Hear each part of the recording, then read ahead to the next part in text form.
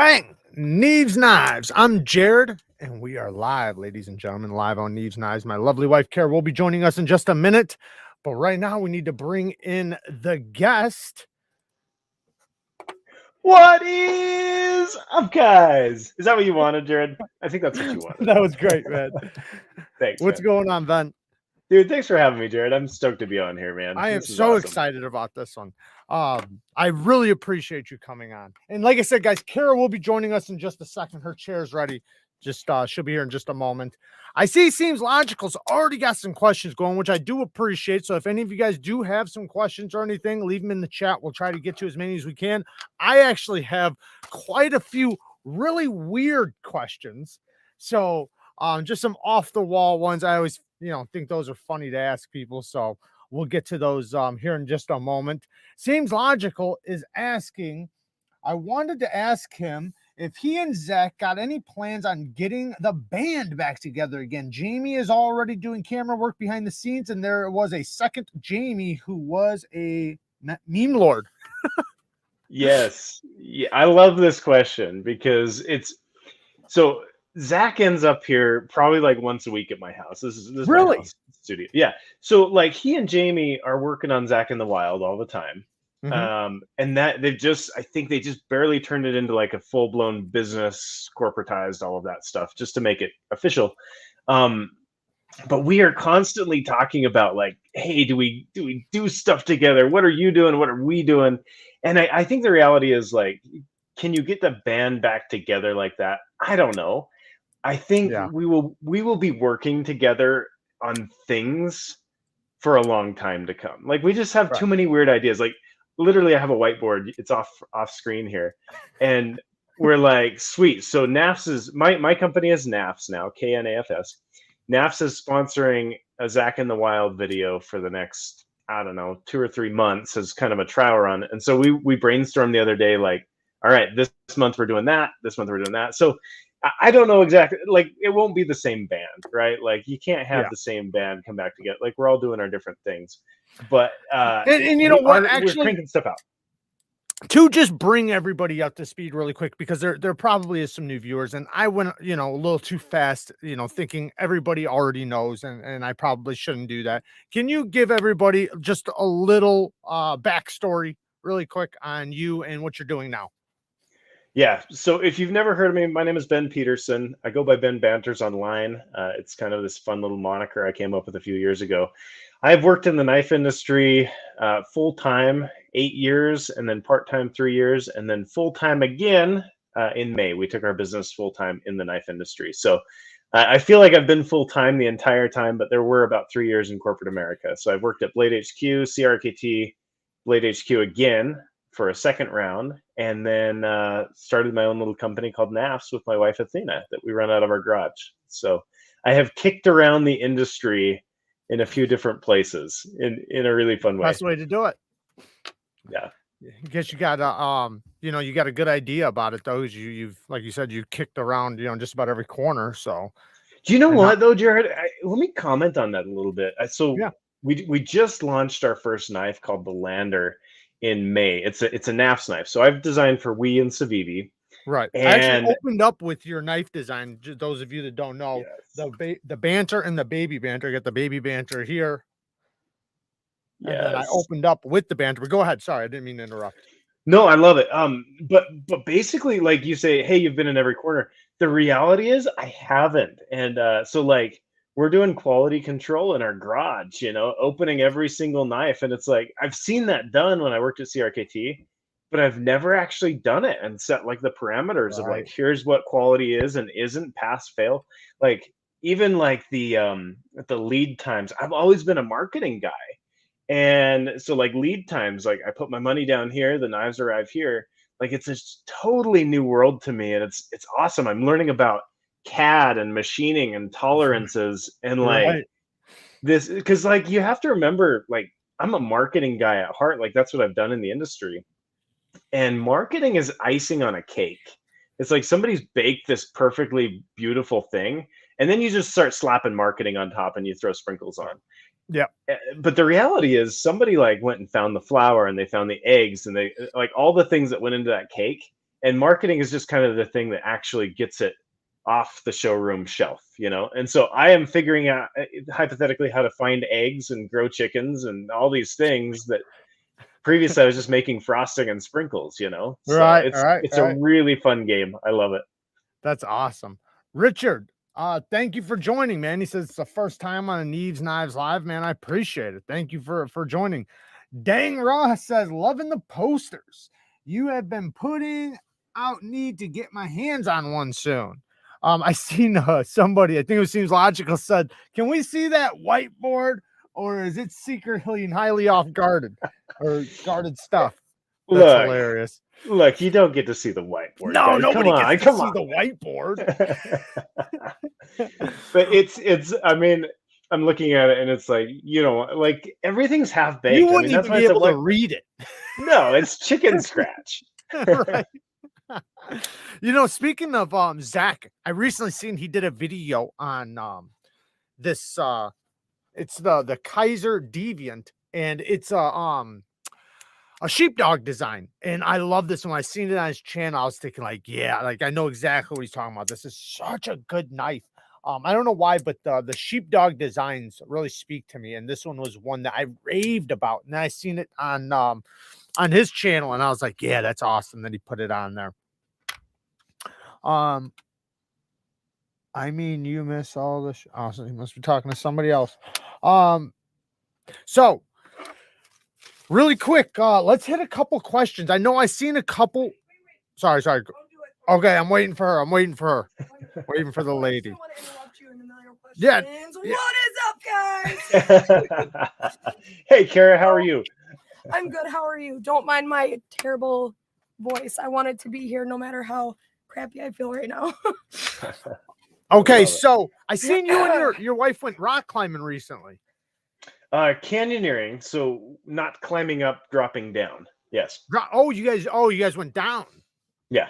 Okay, that's awesome, man. I always loved rock climbing and caverning and things like that. So when I seen that, I was like, man, that looks like an awesome time. Yeah, I'm just pulling up your thing for you so you can Yeah. Go ahead. Make sure the volume is pushed down though. Okay, so I got some really weird questions, but just like hit a couple like regular questions. How many knives do you have in your collection? Just out of curiosity. Does my collection include the inventory sitting in the garage or not? Absolutely. Wait, inventory like to sell? Oh no, I guess not. No. You don't have one of those. One? Yeah, one of those. So I don't even think of myself as a knife collector, right? I have a drawer of knives that I keep for like research purposes, right? And so it's like somebody's given me one, or like, hey, I wanted to know how this works. So like I have a Spyderco Shaman. I've never carried it, not because I don't want to. It's just like, yeah, it's a little big for my taste, but I want to know how it works and how it feels. So all told, I probably have 120 knives in my collection. Okay. That's that's decent. But also remember, like, I don't know, I probably have 30 different banters and prototypes and like, right. Yeah. So like my collection is I would call it a working collection. Like it's not like I went out and looked for a grail knife. It's like, oh, I needed this prototype, or we changed it 3 times and I needed to keep track of them. So it's like, it's almost like a professional collection versus an enthusiast collection, if that makes sense. So how many do you have? I know these are the ones that are going to be going out the door, but how many do you have in the garage? Right now, we have 1,800 knives in the garage. Nice. 1,100 of them are spoken for via our Kickstarter. Okay. We're waiting on 96 more blue ones, and then we can ship the Kickstarter backers' knives out. Nice. And then we've got several thousands on the heels of those coming in. Right after that. Yeah, we'll do QC on them. They're in transit right now. So it's crazy though, because I like look around and like we've got this lady that comes in and just does QC for us. Her name's Destiny, and she's awesome. She like opens them all up and has all the boxes sitting there, and I'm like, whoa, these are all mine.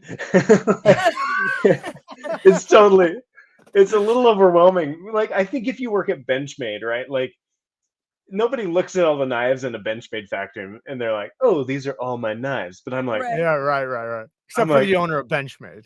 Right. yeah, right. Like I look at them, I'm like, these are mine, and they're my problem, right? Like they must sell, they must go out the door. So anyway, Yeah. it's I kind of a like weird Dave. sensation. Are you fulfilling shipping yourself, like personally? Yeah, he's No. doing everything himself. Well, this would be the first time, though. This would be the first Well, time. Wow. so when you say personally carry it, let's clarify. Like I'm overseeing it, so you can use like a third-party logistics service to do your shipping for you, right? But I like so we have a 16-year-old neighbor girl that works for us. We have this other lady that works. Like I like employing people. It's really fun to me. Yeah. That's So when awesome. you say doing it yourself, like yes, my wife and the crew are doing it, but me personally, I'm not fulfilling every order. I have done enough shipping for a lifetime. How Yeah. big's the crew altogether? So it's me, my wife, we have an office manager, a QC lady, and then we have two basically neighborhood girls who are like, hey, we'll do whatever you need in the business. So they come over and do one of them does some of their graphic design and kind of side Oh, projects, and then one does assembly for us. So like our straps are made in the US, and it's like 4 different pieces that all have to get in the same box. So she does all of that assembly for us too. So it's kind of a skeleton crew, and then I use it like a small army of contractors that do some video editing for me or Right. just different things. So That's awesome. That Thanks. actually went into the next question. What, and this is on your personal knives, obviously. What do you use for sharpening and tuning up your edges and things like that? Obviously, I know you got your own strap, but what do you use for sharpening device? I've said it before, Jared, but I just get a new knife. Too many in the garage. Too many in the garage.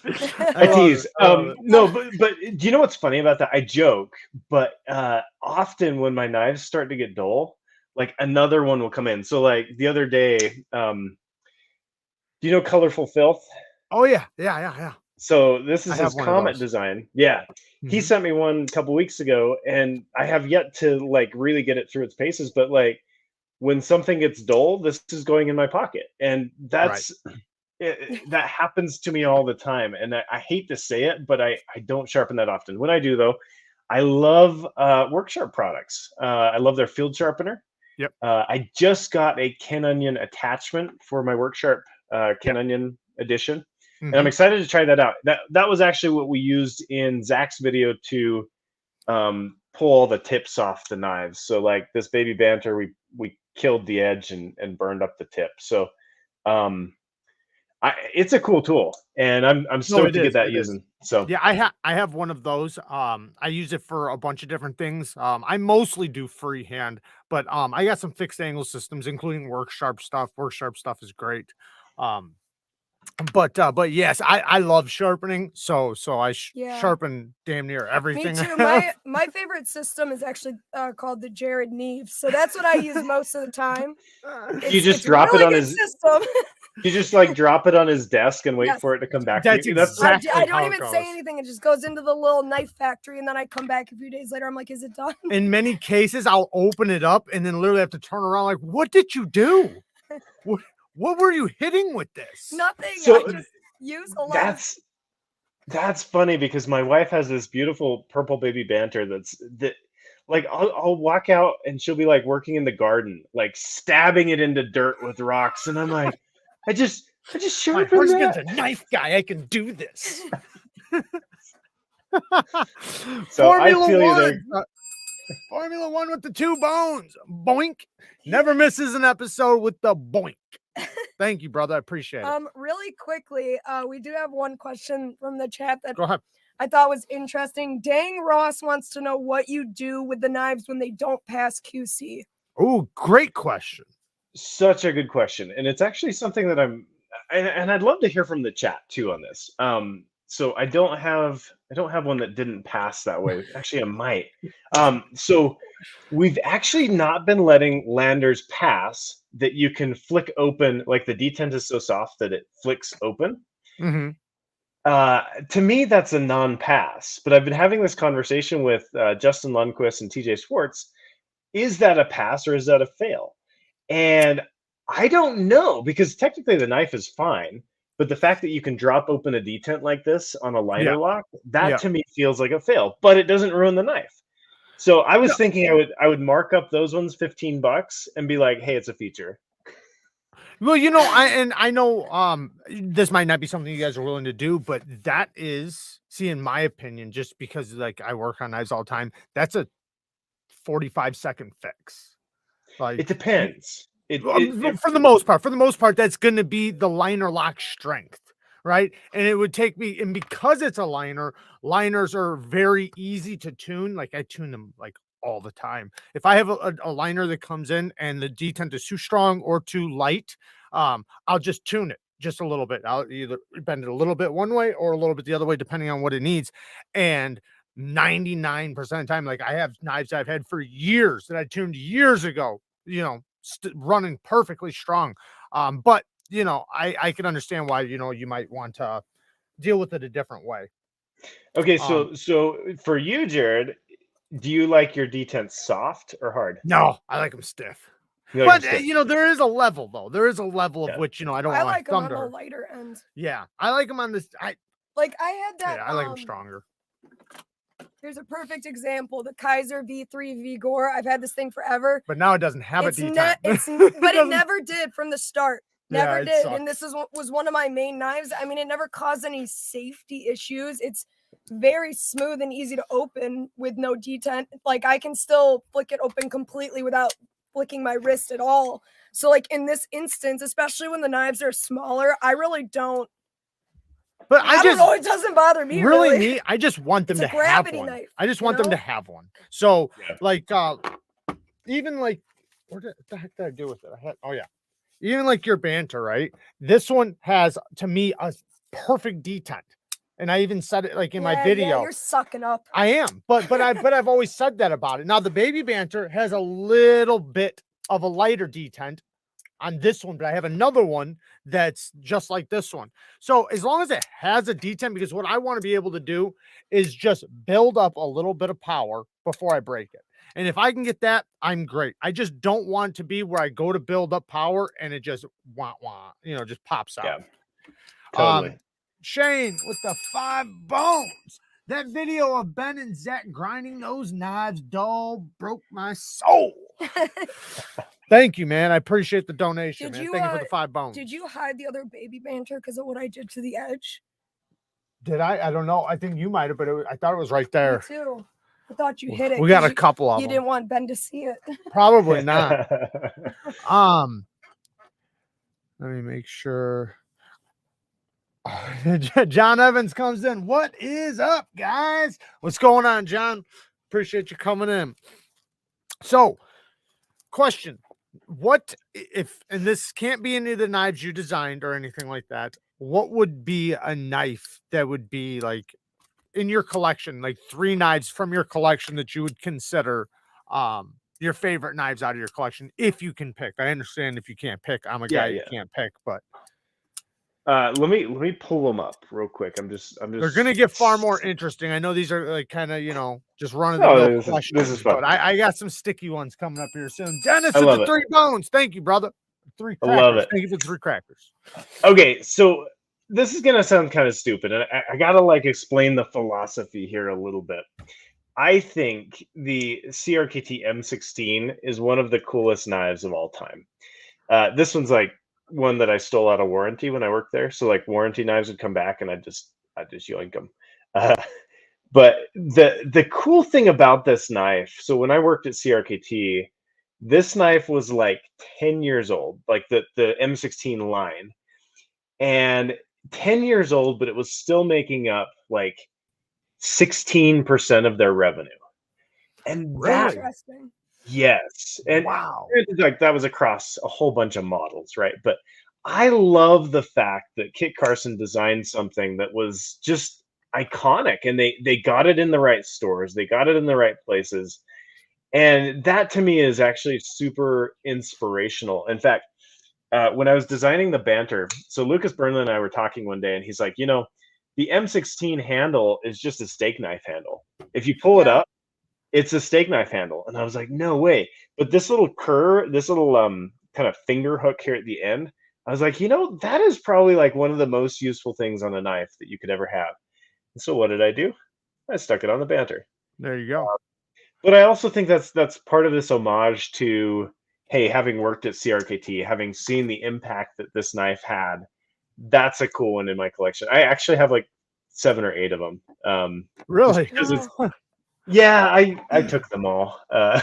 Oops. Yeah, I have little things like that on knives like that I really appreciate too. And I know if I ever designed a knife, I would totally have to put those couple of those little details that I love in certain models on that knife.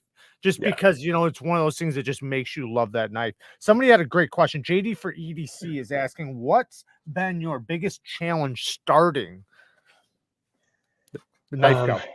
Yeah, so NAFS it started as a side hustle in 2018. So it started with my white poster. You can't see it's out of frame behind me, but I basically I had these like frustrating experiences at Blade HQ, and instead of like getting angry, I just like dumped all my angst into this white poster in 2018. And that was my first product. Well, NAFS was a side hustle from 2018 until 2022. So the biggest challenge has been managing a brand, building a brand as a side hustle. Like it sucks your soul because you have this fire inside of you that you're thrilled about, and you're like, let's make things, let's do things. And then it's just like, whoa, this is a lot, because it's not just starting a brand, it's accounting, it's logistics, it's making sure that you're making revenue. Like it's a big logistical challenge. It's like a duck.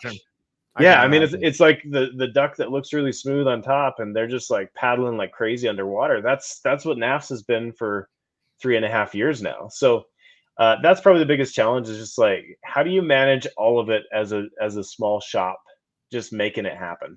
So. Right. So I got a question here about. Sorry, I got to address this one. No, go ahead. Go ahead. There's a comment. Ben hit on me once at Blade Show. That. I literally just read that. Turbo, I don't know you, but I'm just gonna refute that because I don't hit on people. I'm a married man. Let's just quell all those rumors right there. It's a man, by the way. That was a man. I'm just joking. I don't know. Anyway. So, question from Blade HQ though. What was, if you can remember, right? Because I know you probably touched many knives there. What do you think was the best knife, or the most iconic, the one you remember the most getting to put your hands on, that really like just says like, damn, I can't believe I'm getting to touch this? I know it's a weird question when you put it like that, but you know what I mean. So 2 things.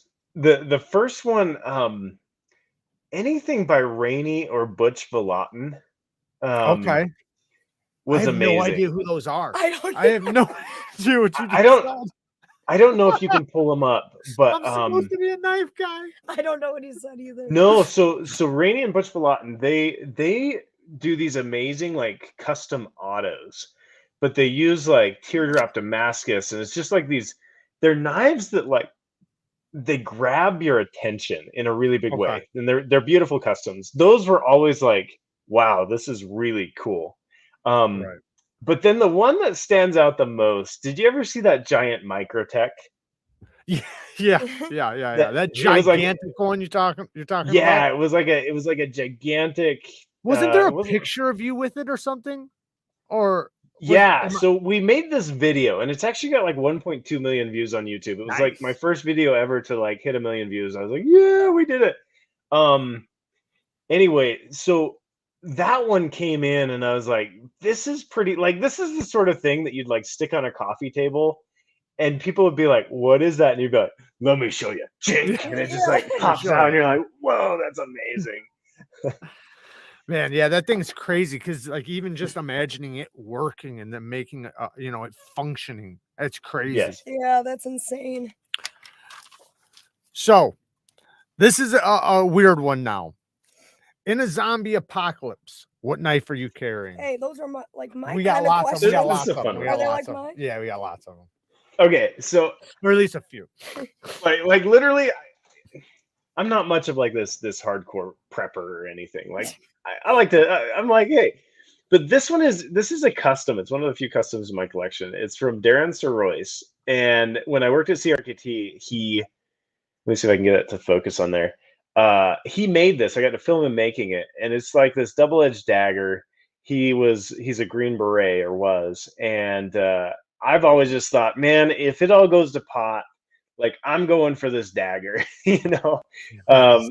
I forget the name. CRKT made one of it was a custom, or they took this custom model and made a Right. version out of it. But like that's like a 7-inch dagger, man. Like I'm a keyboard warrior, you know. But like I own a 7-inch dagger. I'm going straight for that. And There you go. Do you ever do any camping or anything like that with the family or anything like that? You do? Yeah, Do I love it. What fixed blades would you bring camping, like just to do food prep or anything like that? Yeah, so I kind of have two. I have an SC4 that I like to take all over the place. Yeah, It's all sort of like baskets. my garage knife that kind of takes a beating, but then when we go camping, I throw it in too. But then I also just keep a Mora in our like camping box. Such a good And camping knife. yeah, it is. I mean, food prep, just Everything. camp Literally prep. Yeah, everything. it's awesome. That But knife is unbeatable. so when I go backpacking, typically I take an Azula, just because it's a little bit lighter.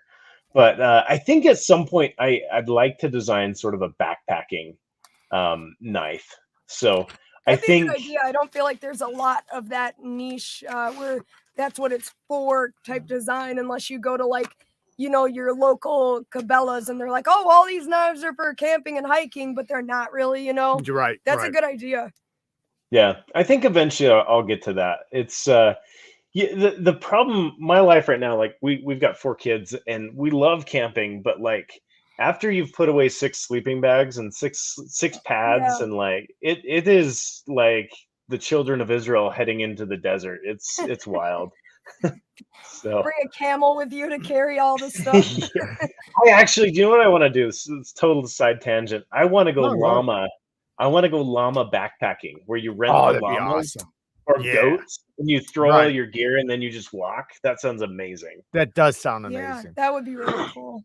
I love the thought of like going to dry, rocky areas and just having a trip, you know, camping out there, like something that's not in the woods. Like I've done a lot of camping in the woods and things like that. So I can like not desert, but you know, rocky, dry areas like that. I don't know why, but that just sounds Do amazing they to have me. giraffe backpacking?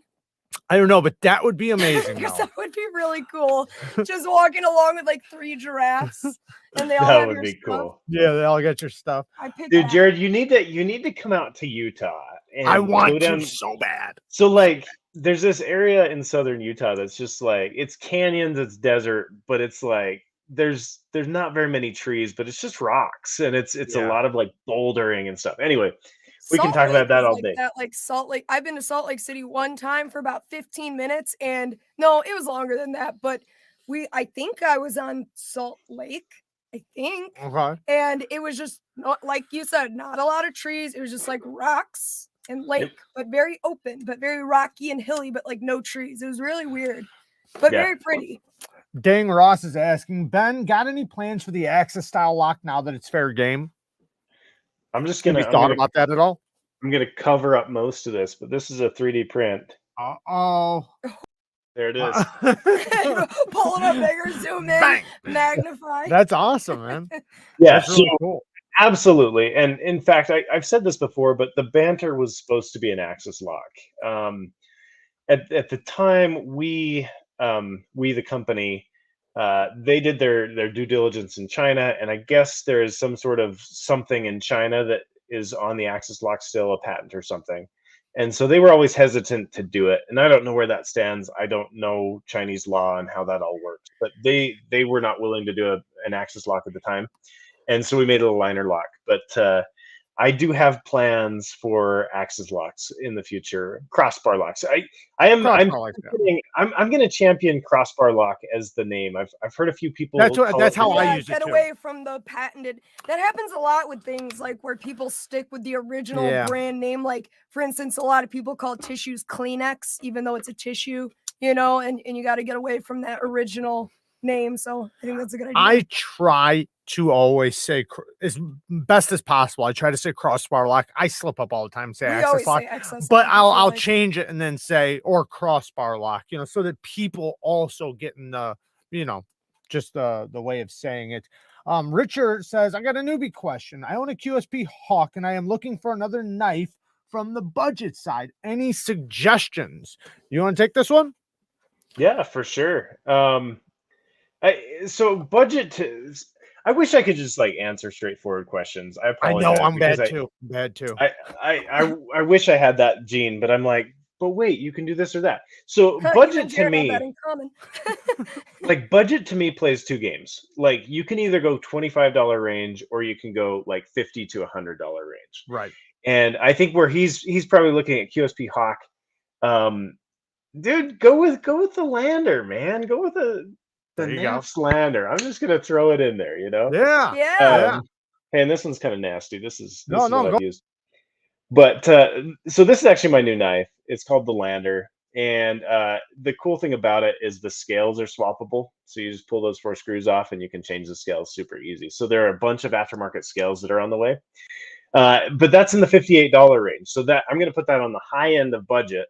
If you're going like low end of budget, more in the $25, $30 range, like I love the CRKT Squid. It's just a great all around EDC knife. It's a little chunky, a little heavy, but like I've never given somebody a squid and have them come back and be like, I hate this. They're always like, wow, it's really great. So that's that Lander's in a good price range, though. I like that. You said how many different scale designs do you guys have that you could swap from? I mean, it's unlimited, really. Like, so I released the CAD file for the scale. So Right. it's public domain. But how So, many do like, you guys do you have so many, right? That you sell? yeah, so we're gonna be selling like 10 different colors. Okay. So instead of having to, like, people always collect Spyderco colors, right? Like paramilitary colors and steel types or whatever. I'm a cheap sucker and I'm like, sweet, I'm feeling kind of greenish today. Let's swap it for a green. So you remove the 4 screws and drop your scales on there. So we'll have 10 colors, and then there are, man, the number of things that I've heard coming out with this are just exciting. There are some cool things coming out with the Landers. I can't talk about them because they're not all my products, but Right. I'm No, thrilled. that's awesome. It's exciting. That is very awesome. Yeah, I'm excited. I definitely want to get one of those. They look right up my 100%. alley. No, I love the blade shape. Me too. I always talk about the way a blade complements a handle, and I think that's very important for an EDC knife, work knife, just as a tool. And I think that one works really good with that. Joshua is asking Give Ben. me 1 second. Yeah, go ahead. I'm gonna go blow my nose. Ben, will you make a Banter XL or something with a 3.5-inch blade? What if we did 3.75 inches? What if we did that? Okay, so I'm just gonna flash this on screen real quick. Big Banter coming out in October. Okay, that's all you get. That's all you get. That's all you get, guys. You missed it. That's awesome. That is so awesome. I love that. That's great, man. So I wish I could sit here and talk about it. On Neevesknives. I can't like give you the full specs and everything, but so if you've watched a lot of videos with me in it, I like small knives. You asked one of my favorite knives. I love the Benchmade sequel. It's one of my very favorites. It's like a 2.9-inch blade, aluminum handles. It's great. This is not that. The Big Banter is not that. It is so big. It's obscene. I don't like it personally. Like it sounds weird. Like I've created this thing that I'm like, this is not for me. But people have like been beating down my door for this Big Banter, and I'm like, who am I to reject their knocking? Right. You know? Right. Yeah. So yeah, we're doing it, and I think it turned out amazing. I'm really stoked about it. I wish I could sit here and share specs and everything, but it's really, really cool. And to me, I think knife design there's sort of 2 parts to it. There's the part where you design what you want to design, But then there's the part where you listen to the audience, you listen to the people buying, the customer, and you say, okay, I see what you're saying. Even though this isn't for me, let's do it. And I think the big banter is right in that realm. Yeah, I think knowing the market is extremely important. I mean, obviously in any market. Yeah. I think too, like even we deal with that a lot in the channel. It's like, you know, if we were making the videos we wanted to make, probably not that many people maybe That's true. would Yeah. watch them. I don't know, maybe. Yeah. But I got to give them what they want. in the same right, you have to get it, and it's a balance because we have, you know, I do both. the subset of like the hardcore knife collecting people that want to see really technical based videos, and then the general public who might have an interest in knives, but they don't want to hear all the, you know, The babble. Yeah, Yeah. the behind the edge thing. They don't care. They just want to like Yeah. see it, you know. So So I get that, you know, I do a balance of both. struggle. I have to. Obviously I'm going to do the videos I want to do, right? But then I also still feed because those will be the ones that'll get the most views, the most attention, the most everything. But you know, that's the community speaking, right? So like, since that's what they want to see, that's what I'm going to give them. That doesn't mean I'm not going to do the videos I still want to do too. And I get a lot of comments and feedback back, like people appreciating and loving it. So, you know, you do more and do more because I think it's important, you know, obviously to make them happy. Really quick, I see a couple of questions about people wanting to know who's like doing the manufacturing on both the Lander and is the Big Banter still going to be WE/Civivi? Like, can you share who is doing those? Yeah, for sure. Big Banter will be WE. It will be a WE knife. And the Lander is actually QSP is doing. They're the OEM on it, so they're doing the manufacturing, and they've done a stellar job. Like I have loved working with QSP on the Lander, and man, WE and Civivi, like they're like some of my favorite humans on the planet. They're great to work with. Yeah, no, they really awesome. are. They're they awesome. really are. QSP's been doing a heck of a job, man. Everybody that's used them as an OEM, their knives have came out really good. So good, and everybody's been so happy. And yeah, I've tested a bunch of them, and like there's been a couple times I'm like looking at them like, man, they were flexing on this. Like they went all out, and you know, it's just it's crazy how fast QSP just like this, like they just it was knocking like it out of the park. This one penguin, and then it was like just like I know. We got Dukes of Hazzard with the 2 bones. Oh man, it's tequila time again. Thank you, man. I appreciate it. You got one more. Got one more. All the way at the bottom. All right, I'm catching up. I see there's a lot of comments. You are very behind. I know. I always am. Kurt with the 5 bones. Thoughts on slip joints seemingly having a thank you. Thoughts on slip joints seemingly having a reassurance and popularity. I love seeing more and more with super modern designs plus materials. Great channel. Thank you, Curtis. I do appreciate it. So thoughts on slip joints seemingly I have a reassurance and popularity. No. Thoughts on slip joints seemingly having a resurgence. Oh, resurgence. Like, do you think they're coming back? Okay. What do you think? I mean, I think yes and no, but you can go ahead and I'll give you my take. Here's my thought. I think there are some incredible makers making slip joints, and I don't think they're ever going to go away. Like I don't think they ever did go away, right? Right. Like you look at like a Jared Ozer, he's just making these beautiful, like mind-blowing slip joints. Yep. But so I've got a friend, Logan. He's Knife Thoughts on Instagram. He just started this Barlow Club, kind of a resurgence of like this old club that used to exist, and now he's kind of working on bringing it back. So he sent me this little Barlow, and I carried it for a few days, and I've been carrying a Victorinox too. Zach and I are doing a video about multi-tools, and so I've been carrying a Victorinox. They're fun. There's nothing wrong with them. Nope. But like the speed to be able to use the tool that you're carrying with these things is like mind-boggling. It's slow. It's just dang slow. You better have time. And like a lot of times I find myself like I'll like have a kid on an arm, or like I'm holding something and I'm like like am I gonna open this with my teeth? No, I'm not. Yeah. Like so I think for a nostalgia factor, I don't think they'll ever go away. But I think that there's just so many new mechanisms, so many new things that work so much better. And I'm a function guy. Like you look at the Banter, it's pure function, right? Like that's what I do. And Right. so to me, like barring the law side of it, like the UK laws and things like that, I don't see them coming back to the general population in a big way. I just don't. Okay. I first of all agree with that completely.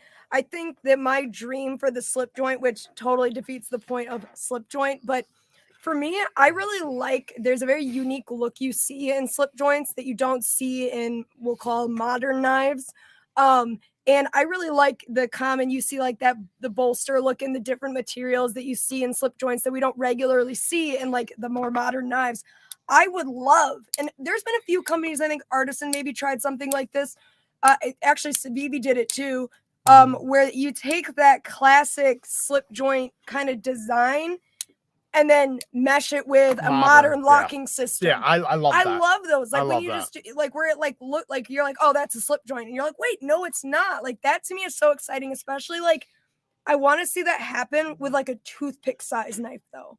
Like we've seen it where they do it in a bigger model, but I would love to see that happen where it's not a slip joint, but it looks like one and it's small and thin. I think Super that tiny. would be, yeah, that would be awesome. I think in that way they could kind of maybe reinvigorate some people's sort of passion for maybe owning a few real slip joints. I don't know. Yeah, I think you know, because knives are in, you know, like you said, you know, when I was at work, being able to open the knife up while I'm holding the thing I'm gonna cut, Yeah, that's cut a it, big deal. and then also close it and get it out of the way so I can continue using this hand, or close it and then still use this hand like this was so important for me. So slip joints were just out of the question for me, but I still think, you know, just the traditional aspect of them, they'll never go away. There'll always be somebody that's passionate about them. Always be old men.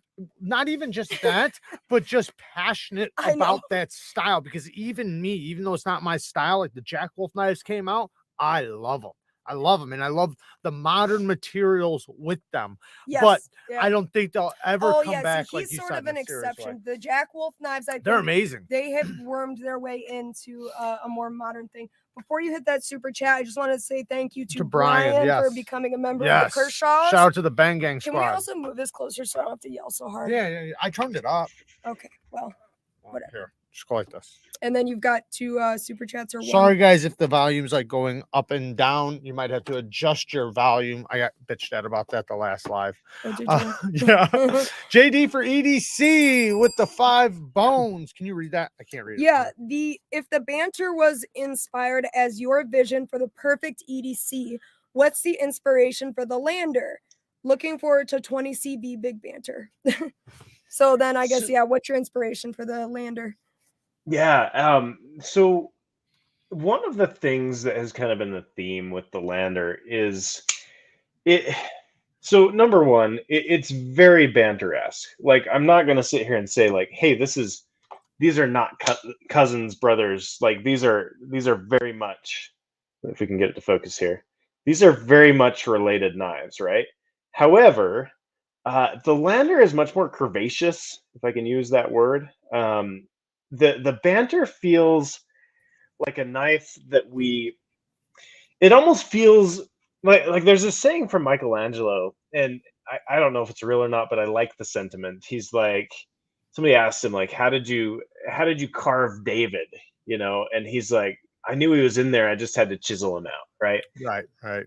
I think in some ways the Banter is like this block of marble, and the Lander is sort of the next iteration of like, hey, we're going down a layer into the marble and looking at it and saying, what else could we do with these shapes and this simplicity, and how do we take it from there?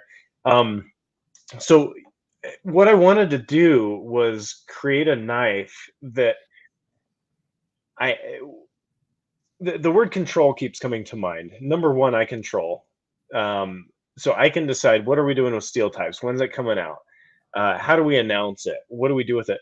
But also with user control. That's very important to me. So like control has been important. Like this idea of control within the Lander is super important to the whole thing, because so the warranty, when I wrote up the warranty, you can disassemble this. It doesn't void your warranty. I want people to disassemble it. I've got a video coming up that shows how to put it together, take it apart. We just put together a parts site with every single part except for the liners and the blade, where you can go and buy each part. So like if I need a new part from some manufacturers, I must send in my knife, get it back. Like it's like a 1 month process Yeah.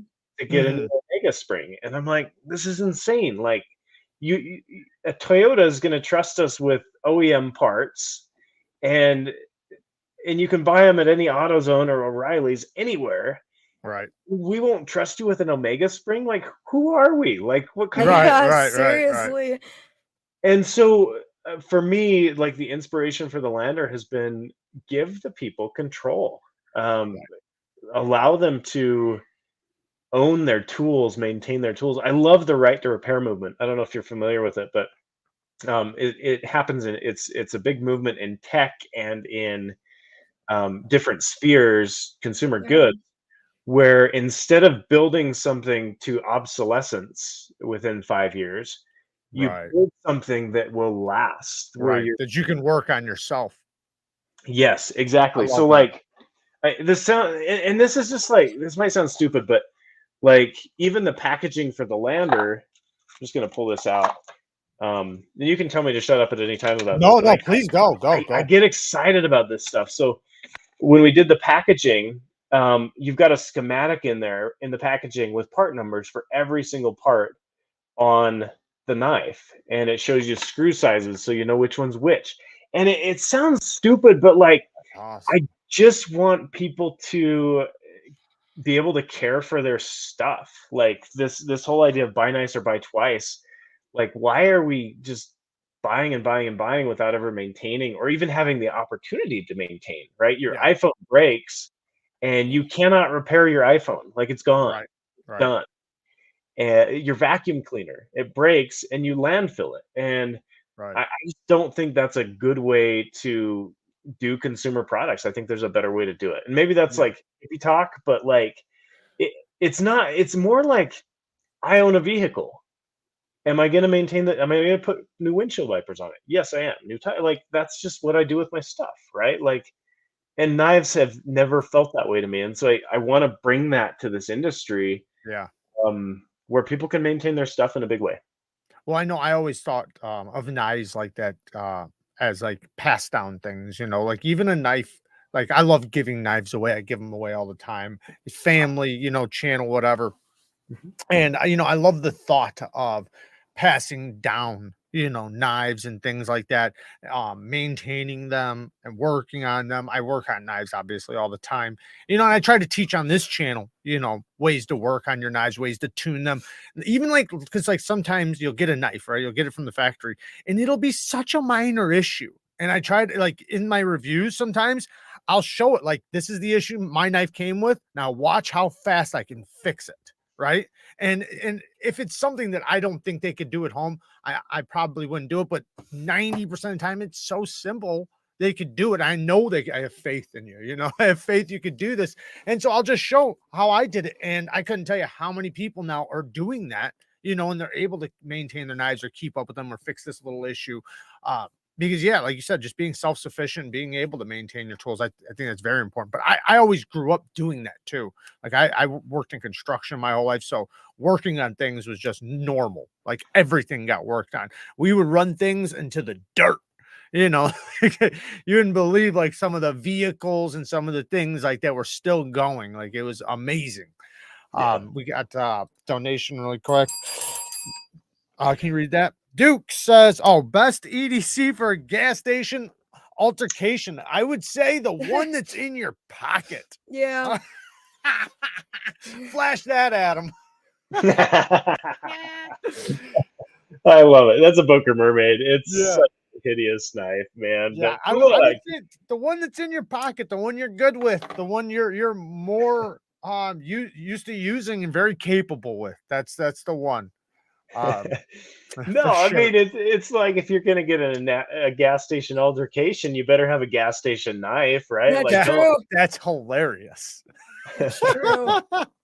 Yeah, what knife are you gonna use? Go inside, grab one off the shelf. You're good to go. That's funny.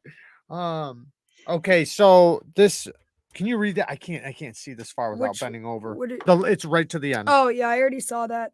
But would it?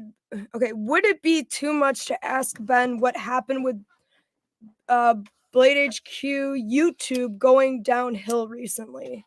I mean, I don't know how much you know about that since you're not there anymore, but Yeah, he's not there anymore, guys. So I don't know if you would even No, know let me anything talk that. about it. In fact, Jared, I was watching a live stream that you did a month ago, and you were kind of talking about how hosts have left and people have moved on, and like the reality is, there's this amazing podcast out there. If you ever listen to How I Built This by Guy Raz, he interviews Jimmy Kimmel about taking over Saturday Night Live, and it's like this whole thing of like finding a host for this show, and it's just really fascinating to hear the backstory of like how did Jimmy Kimmel end up on Saturday Night Live.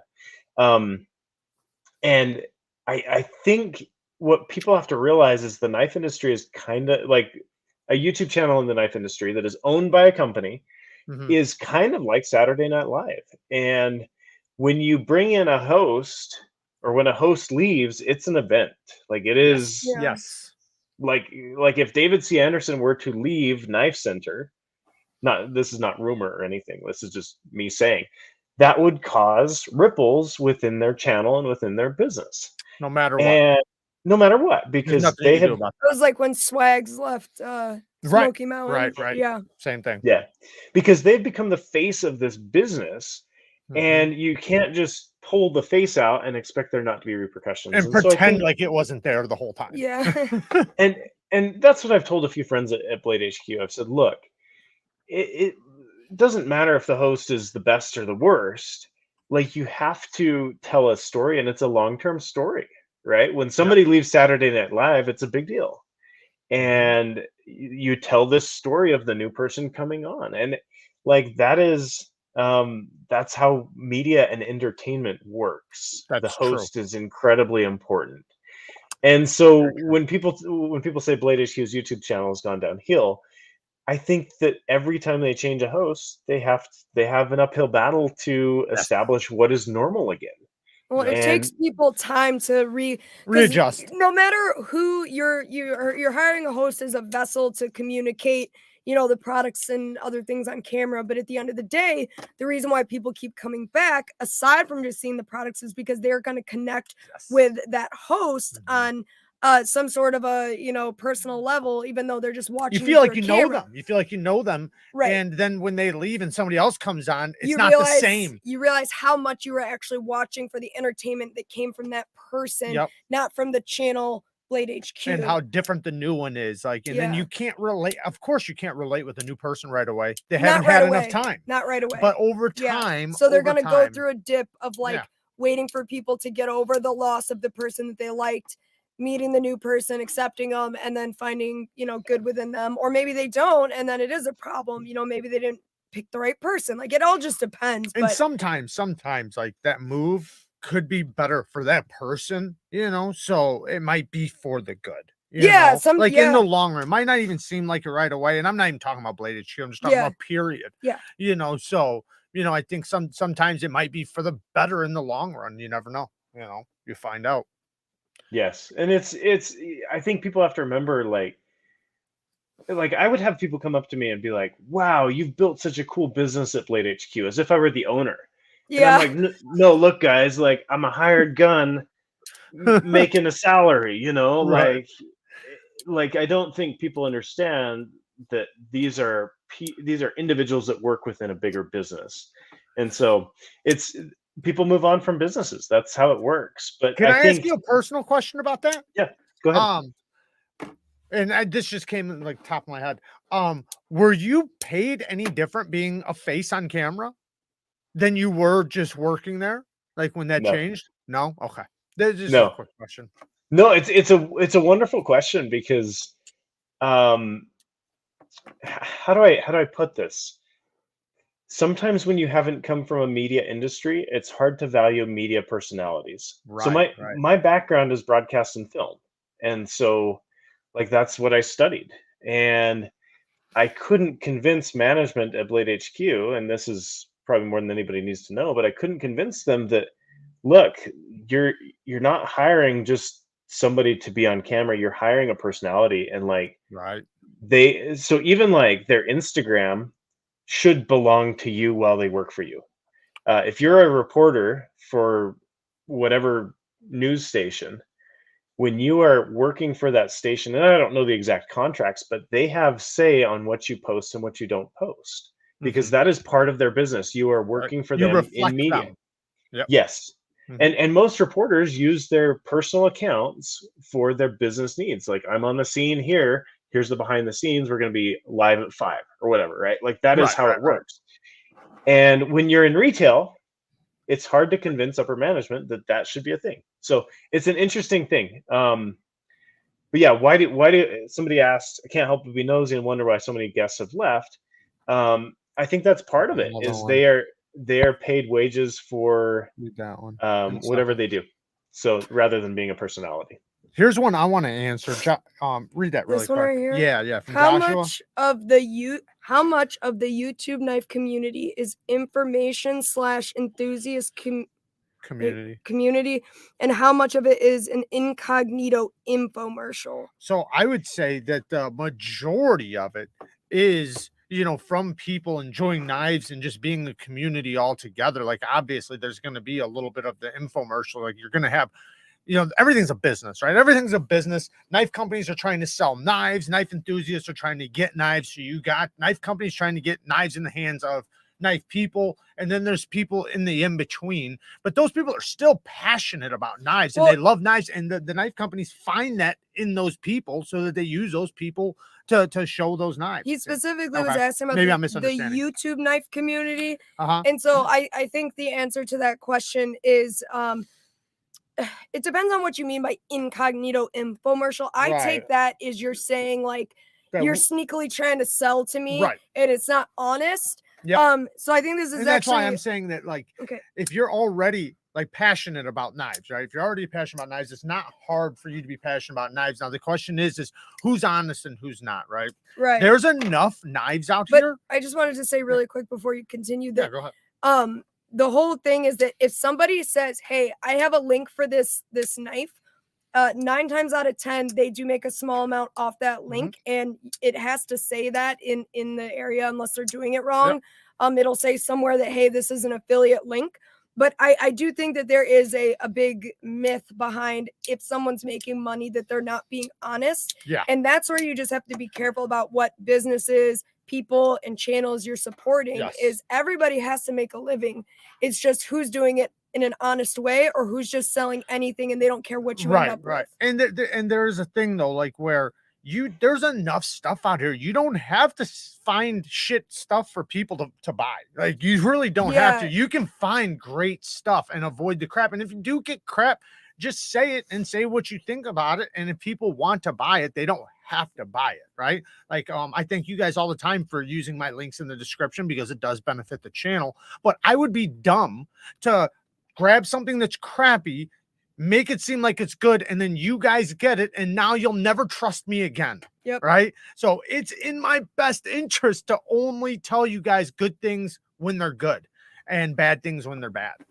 And I think that goes for across the board. But yes, you definitely have to know the people and, find the channels that you trust and, pick and choose, because everything is like that in life, just period. Do you want to get those 2 super Yes. Dukes, can you read it? Dukes of Hazzard. What is in your guys/gals pocket right now? Knife-wise pocket dump. Thank you for the 5 bones. Thank you very much. I actually, because he was coming on, I was actually carrying the banter all day. You're such a suck up. I was. Oh my goodness. I'm over here carrying this Pena mini Apache. I love it very dearly. It's my favorite. Sorry, Ben, but it is my favorite. Well, this is the new green micarta one, so I do like the new. I have this with me too, though. Yeah, I'm also a suck up. Yeah, sucking up. Before sorry, go ahead. No, I love it. Like, what were you carrying? So I am carrying. You'll laugh. This is a lander with some white scales on it. And we bought a laser engraver, and I'm learning to use it. And so you can see there's like a whole bunch of laser engraving. So it says on one side, "Keep going to the moon," on the other. So I've been carrying this guy for a minute, and I've been practicing laser engraving, trying to get all the feeds and speeds and all the things right. So, Cool. Nice. yeah, kind of fun, but with white scales. So I love it. Duty with the 2 bones. I can't read from here. Go ahead. Duty's Daggers says this is a monumentous event. I don't like that word. Ben and the Neve fam. Thank you, man. I appreciate it. Thank you for the 2 bones. Make sure we got 'em. Momentous. Momentous. I was like reading it backwards. Shane's asking you something, I think. Kara, I was there when you bought that paint. Yes, that Oh, is a true fact. Shane Gables was present at Blade Show when I purchased this pena. Yeah. This is a wonderful little knife. Yeah, I just walked up and I was like, I want that. And the guy was like, well, it has a front flipper. I'm like, just give it to me. He's like, okay. It's a really good knife, though. I'm definitely a proprietor of little knives. I like finding all the best small EDCs, which is why I very much like your designs, Ben. They're right up my alley. D-Bass has a quick question for you. And he's asking, somebody might have already asked, but what's the framed knife poster on the wall? He cannot see it. The one Yeah, right behind you. There's actually 2. Sorry, let me get my pointing right. So this one right here is a Chris Reeve Knives poster. In fact, I'll scoot out and see if it'll focus back there. So that is a Chris Reeve Knives poster that we made, a collaboration we did earlier this year. It was a limited edition run.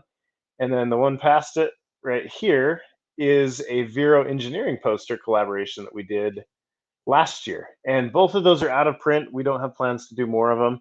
Unfortunately, like printing posters is super fun, but it's actually, they're hard to ship, they're hard to store. And so we just do limited runs. We do have our white poster. I'm gonna turn the camera just a little bit here. Yeah, go ahead.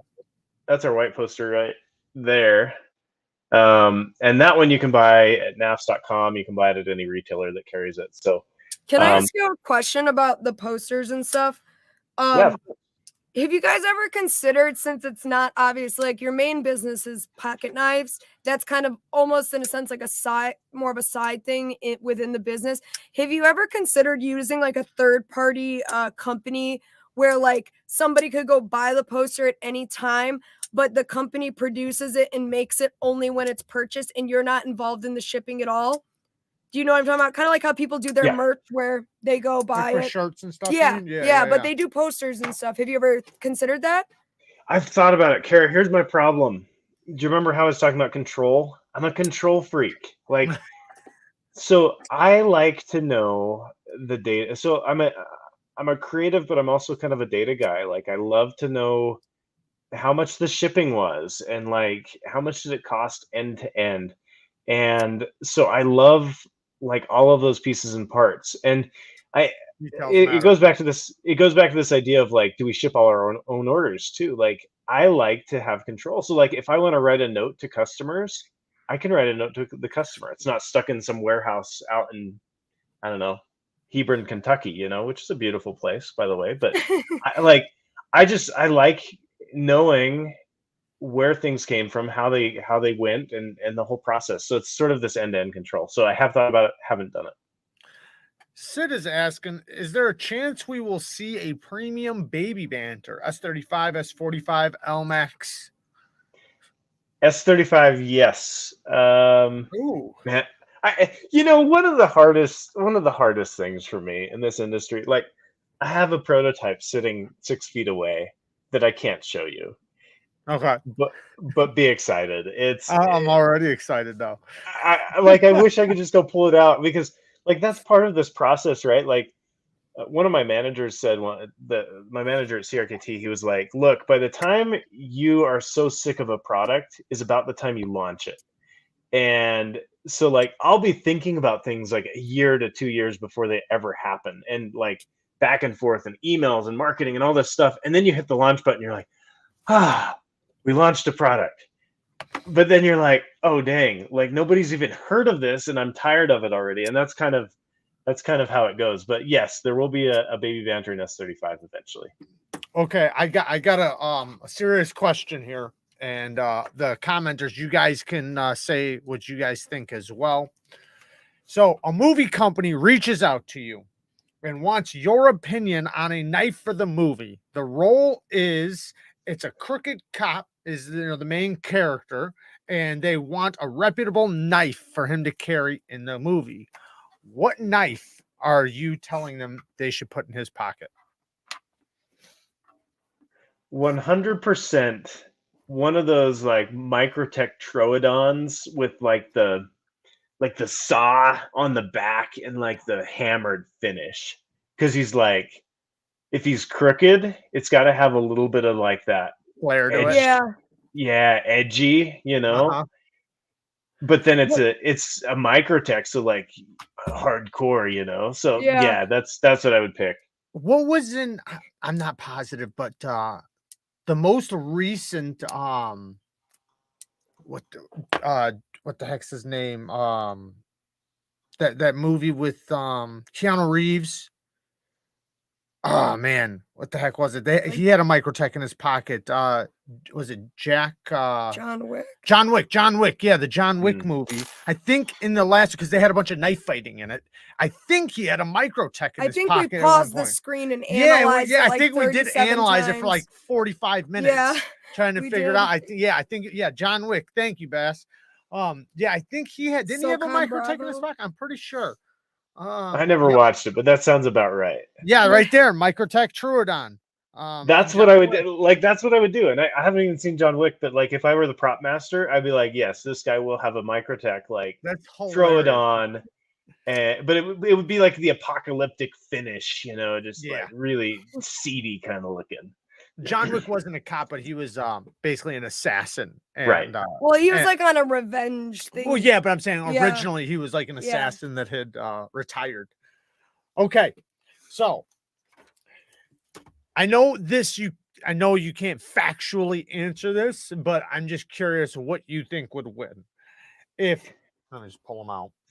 If the 80-20 and the 80-10 both were going to go through a strength test, a hanging strength test, who would you bet your money on if you had to bet? Lynn Thompson. Is that a choice? No. I was like, what?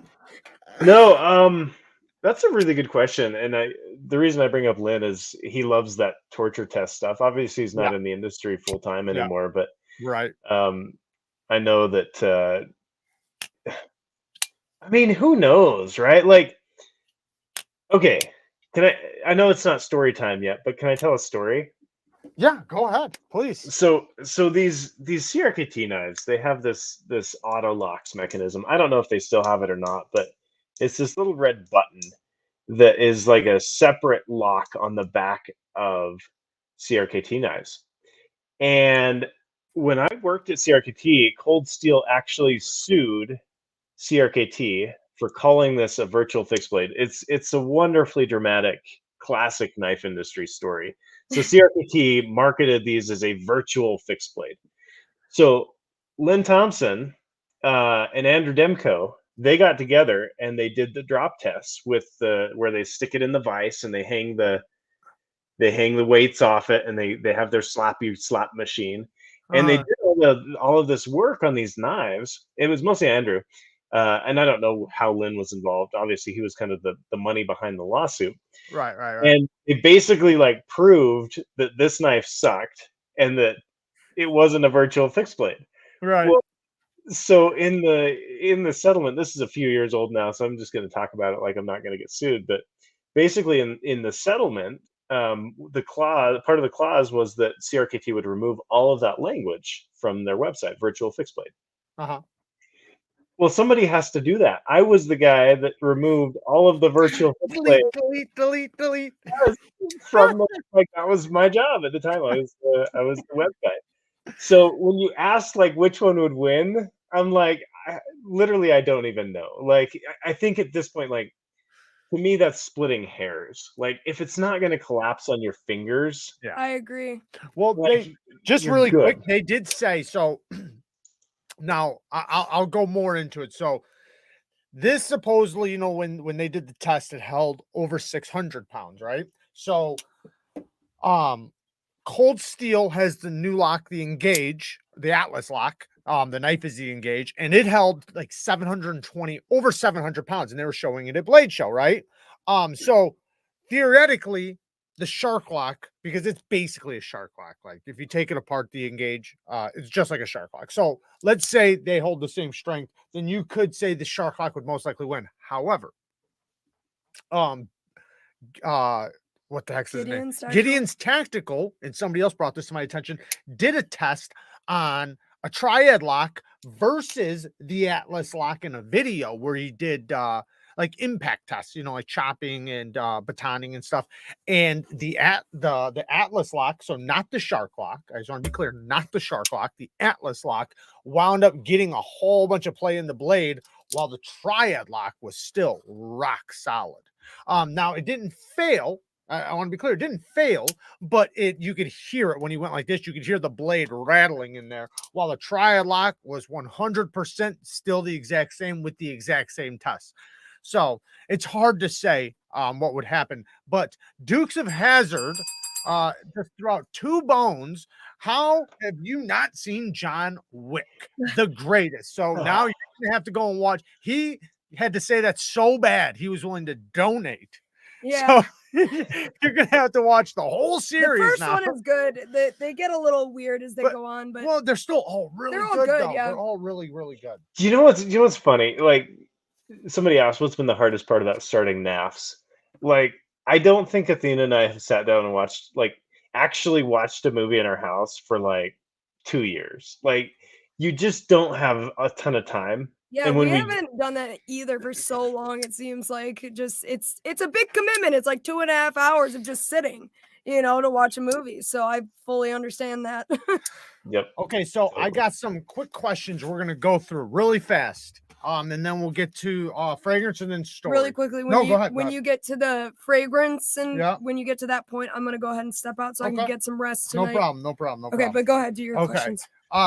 The one we probably already know what you're gonna say with this one, but CRKT or Kershaw, and you don't have to answer them fast. Answer them as slow as you want, but CRKT or Kershaw. Such a good question.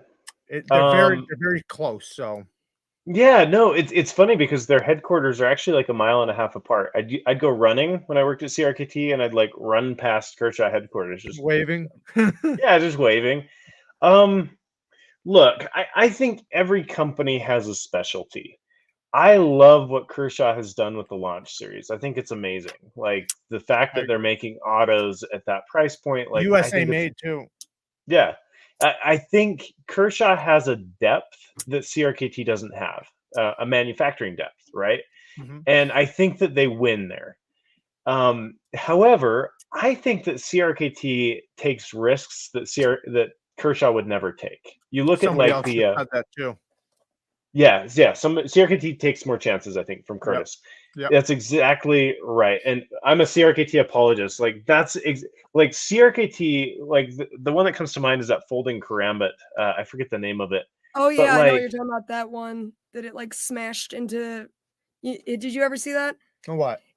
CRKT. They like what was it like 4 years ago? They came out with this knife and it like was all mechanism. And you squished, squished the mechanism and it turned into I can't remember the name of it. Yeah, I had one. The Invoke?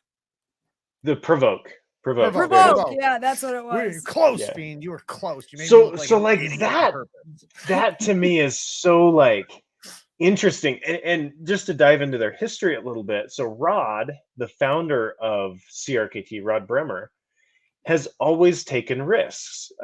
He like one of their best-selling tools is the Eaton tool. It's like the Leon Moss spoon, and it was a risk. And Rod's like, "Let's do it," and it was their very best seller. And so I think like when you put them in the court of public opinion, I think Kershaw has a better, stronger brand overall. Mm-hmm. But I love the fact that CRKT takes chances on things that are totally off the wall and weird and probably don't make sense in a boardroom, but they're like, yeah, let's do it. Let's go for it. And so it's hard to be like, which one? You know what I mean? Yeah, I agree. I get it because, you know, and I know, you know, you're friends with them and everything. So, you probably have a different relationship.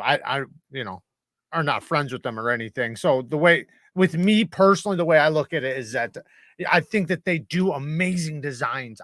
Just think sometimes they're just executed so poorly. Some of them are great. Like somebody said, the deadbolt lock. I thought that was amazing. Like, what a great idea. What a great lock. I've handled them. I thought some of them were overpriced, but I understood it because, you know, it's a new locking mechanism. But I always wish, like with certain ones, like, man, I wish I seen that in like a little bit more premium materials. But I argue the same thing with Kershaw. I love that Kershaw is the USA line. And there's a handful of models I love from Kershaw. But like right now, my biggest thing with Kershaw is you know, aside from the lawn chairs, I just wish we were seeing more from them. I know we just, you know, got out of a couple years of BS, but I would love to see so much more from them, especially from the USA line, since they have the ability. Because like when they did the bare knuckle and the knockout, like that was amazing. And I think that if they went on like and continued that, oh my goodness, I would love to see that. I'd love to be screaming from the hilltops about those.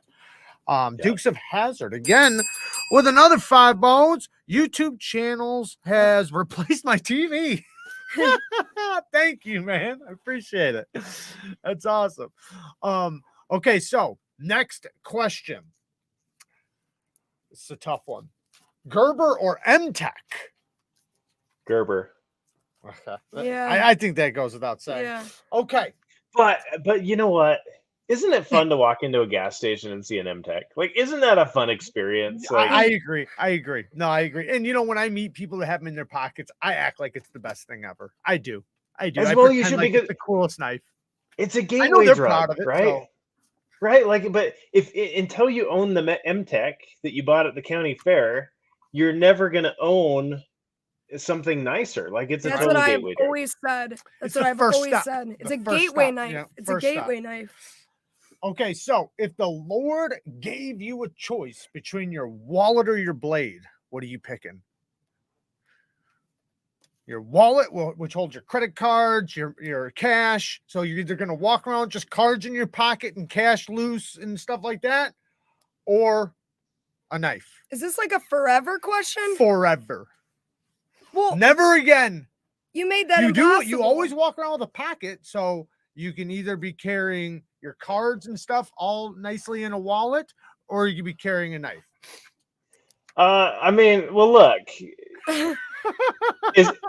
is a multi-tool a knife? Oh, yeah. Because I'm gonna say I'd give up the knife and keep my multi-tool. Done. he looked for the corner. I weaseled out of that seriously, that's kind of a setup for failure question, because you cannot exist in the world without your ID, credit card. I agree. That's why it's such a tough question. Well, no, it's kind of like a question where you almost can't. No, you can still have you just have to carry them loose in your pocket. You can't have nothing to carry them. Oh, you in. like? Yeah, I see. I didn't get that either. You're saying you literally can't have. Then I would just whatever. I would just keep the stuff keep them loose. Keep them loose. I just risk losing them every time. Money clip every day. Money clip every day. Where's my credit card? My ID at? Okay. that would get me to adopt like Apple Pay or something, though. Like, right. Yeah. You have one of those things where you just swipe your phone everywhere. Yes. Okay. Black bear versus silverback. Who do you think wins? A black bear, which goes between 160 and 600 pounds at the heaviest, which I know that's abnormal. So let's just say 200 to 250. And then a silverback, I think gorilla? Silverback gorilla. Okay, I think goes between like 200 and 320 pounds. They're both beasts. Interesting. Yeah. But they're relatively around the same size. I'm going to say the bear. I'm all over that bear because like those bear claw, like those things are big. Like, I don't know. Like I'm gonna say the silverback, but go ahead, keep going. No, I just think that between the bear's claws and the teeth, they might not win. They might not win the Have you seen the a silverback, strength Steve? contest, but like Yeah, they're right. gonna it's like somebody's gonna bleed out, you know? Somebody's definitely going to bleed out. I think the gorilla has a lot more intelligence Definitely. and could maybe use that. Bears aren't dumb though. Bears are Bears very aren't dumb, smart. but a gorilla is much more smart. Yes. I just said that like me, stupidly. yeah. Yeah. But anyway, I think the gorilla, but only because of the intelligence, and then also they too have these huge fangs. But Yeah, I think they do. I Their think mouths open up so wide. Like silverbacks, yeah, they have the those big silverbacks. fangs. Yeah. But I do think that that a bear would do some good damage Yeah, though. I do too. I think the reason why I think the gorilla is one, the intelligence, but the black bear specifically, because if I said brown bear, gorilla bear, yeah, it'd be a completely Gorilla different story. bear? Or sorry, a black bear or brown bear would be much different because a black bear doesn't really eat much meat. Like they're not hunters. Like they eat Yeah. berries and forage and things like that. I'm not saying they don't ever eat meat. They eat fish and things like that. But yeah, I think a gorilla, because they're always fighting and battling with other silverbacks. I think the intelligence, the mouth, the strength, I think that they would tear them up personally. But and also because like it's, you know, the strength with their arms is so powerful. Not saying a black bear is not powerful, but they're more condensed, I think. I don't know. But it's, you know, obviously we don't know Something this. to think about. It is something to think about. It is something to think about. I think it's very interesting. I love thinking about those things. Like, you know, a while back we asked, what was the one? A tiger versus a bear, a brown bear. Is that what we said? Yeah, that was a while back, and that was interesting to think about. Or even just a regular lion, because it's got the fur around its neck. Yeah. Thinking about that, you know, it's got 4, you know, paws with claws, the jaws. So does a bear. So they're almost on equal playing grounds, except for a cat has the retractable Speed claws too. and the speed. So, and yeah, that'd be a crazy battle. You got a super chat. I love it. Joshua with you want me the to read it? 5 bones. Yeah, go ahead, please. What do you think of CPM MagnaCut? Could it be the next S30V in terms of popularity in the next 5 to 10 years? What's your thoughts? So number one, if you get on knifesteelnerds.com and you read anything from Dr. Laren Thomas, Yes. the guy is brilliant. And I just think that he knows steel in a way that is going to drive the industry forward. And so I am thrilled about MagnaCut. I actually haven't tried it myself. No? But I haven't, which is funny because like I'm in this space where I'm like, I'm making a D2 knife for $58 right now. Like that's where I'm playing, right? Mm-hmm. But I love the fact that we are pushing the limits of steel. I mean, 10 years ago, S30V was like the thing, the stuff, right? Yeah. And I think that we'll continue to see your steel triangles get better and better. I think that people are learning more about steel and they're pushing the limits. And I think people like Laren Thomas are going to drive this forward. And so 10 years from now, I suspect MagnaCut will probably be our industry standard, if not sooner, right? I think part of it depends. Yeah. Yeah. I think sooner. I think part of it, at least from my perspective, like it depends on availability, right? Like right now, it's hard to get MagnaCut on a knife coming out of China. Like that's the reality of it. And I don't know exactly how those supply chains work, but you basically it depends on availability. And I think S35, S30, all of those sort of hit this tipping point where like the demand plus the supply sort of leveled out. And I don't think we're there yet with MagnaCut, where the business side of it has caught up with the enthusiasm. Yeah, it definitely came out heavy. Like it seems like I thought, because I thought it was going to take a lot longer for a lot of the companies that wound up getting some, even though they weren't able to get it on all their models or anything like that. But a lot of them were able to do some models in it. And it's, I mean, I've tested it 6 or 7 times now. Like it's, you know, I like the steel a lot. I do think that there's some tweaking some of the companies have to do, but obviously anytime there's a new steel, some people are going to be running it a little safer than others. But when it's done, like, cause I've tried it from custom levels, And when it's well done, it is an amazing, amazing steel. Like it really, really is. I love it a lot. I actually like it quite a bit. You're Really going? quick, I'm gonna go ahead and get out of here and get some rest. Yep. It was really nice talking to you, Ben. You guys enjoy the rest of your live and peace. Thank you, baby. Good to see you, Kara. Thanks for Bye. jumping in. Okay, so we have Dukes of Hazzard with the 2 Bones collaboration knife wise coming out from you guys. Is there any collaboration coming out? I haven't gotten your sketches yet, Jared. I'm ready. I heard you Okay. say you've drawn one up. Like, when's it I've coming? drawn a couple. Stasa, what's up, brother? Stasa 23 in the house with the 10 bones. Ben Banters is the man.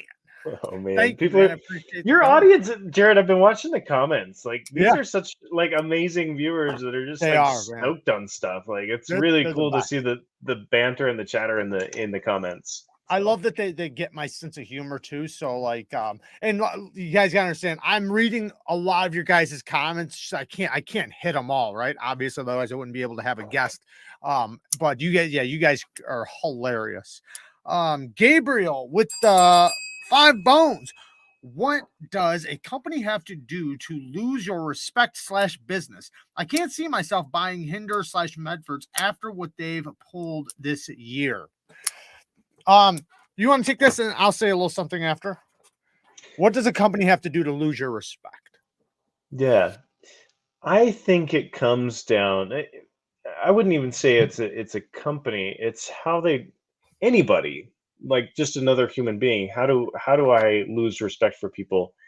Is when they treat other humans in subhuman ways, in ways that are just rude or mean or just vicious. I don't have a lot of tolerance for that, and maybe I don't know. I just think when people are awful to other people, that's when you lose my business. And yeah, we I could agree with talk that. for hours on this, but yeah, I think that I agree with that. like there's like even when a company does something shady, right? Like Yeah. that is a disrespect for other humans. Now, like there's a PR side to business, right? Like Benchmade is not going to sit here and tell you everything that they're working on, and Of course not. like if somebody sues them and they have to settle, like that's business, right? Like that's Business, not yeah. shady, that's business. Yeah. But I don't know if it walks like a duck and quacks like a duck, it's probably a duck. And I think a Right. lot of times in the knife industry, you see things happen, and it's like, oh, this is not the type of person that I want to do business with, and you can identify that duck. I think sometimes things happen too, and it's hard to really get a perspective of where they come from. You know, I'm a person that believes in second chances and things like that. But I had, and this is just a quick personal experience of something that happened in the knife industry or whatever with me. And I'm not going to say who it was or anything, but it was a knife designer, knife maker, and you know, I had his knives. One of them was just, it wasn't good. I did a bad review on it. He was upset. And, you know, we talked about it on the phone. Everything seemed like it was fine. Then the guy went out and started making up lies about me. And in my next video, I was so nice about him and tried to make it seem like, listen, you know, these problems happen, you know, but it's about what the maker does about it. And I tried to, you know, I told the honest truth about the knife, but, you know, basically said, you know, let the maker, he's a new maker, let him figure it out, let him work on it. And hopefully he comes back, you know, and is able to redeem himself.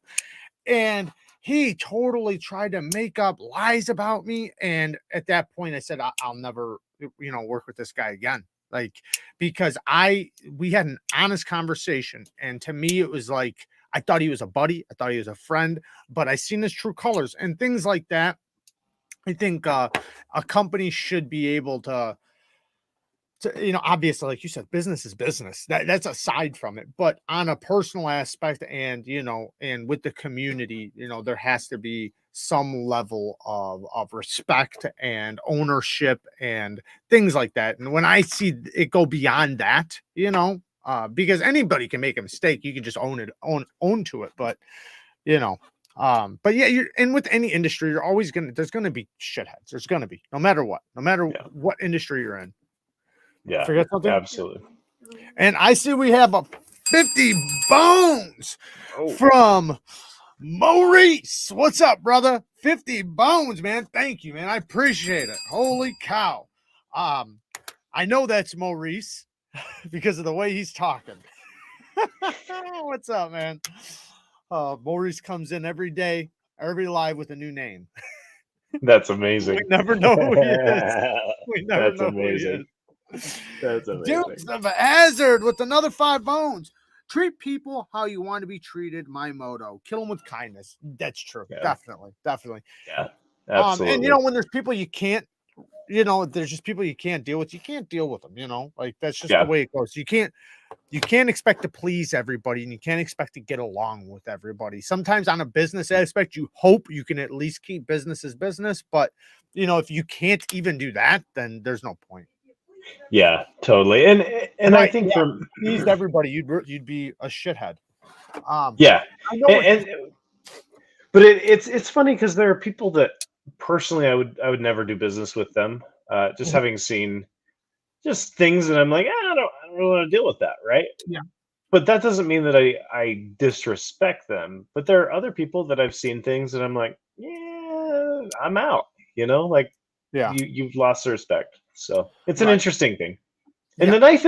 the knife industry is so, I'm going to use a word here, inbred.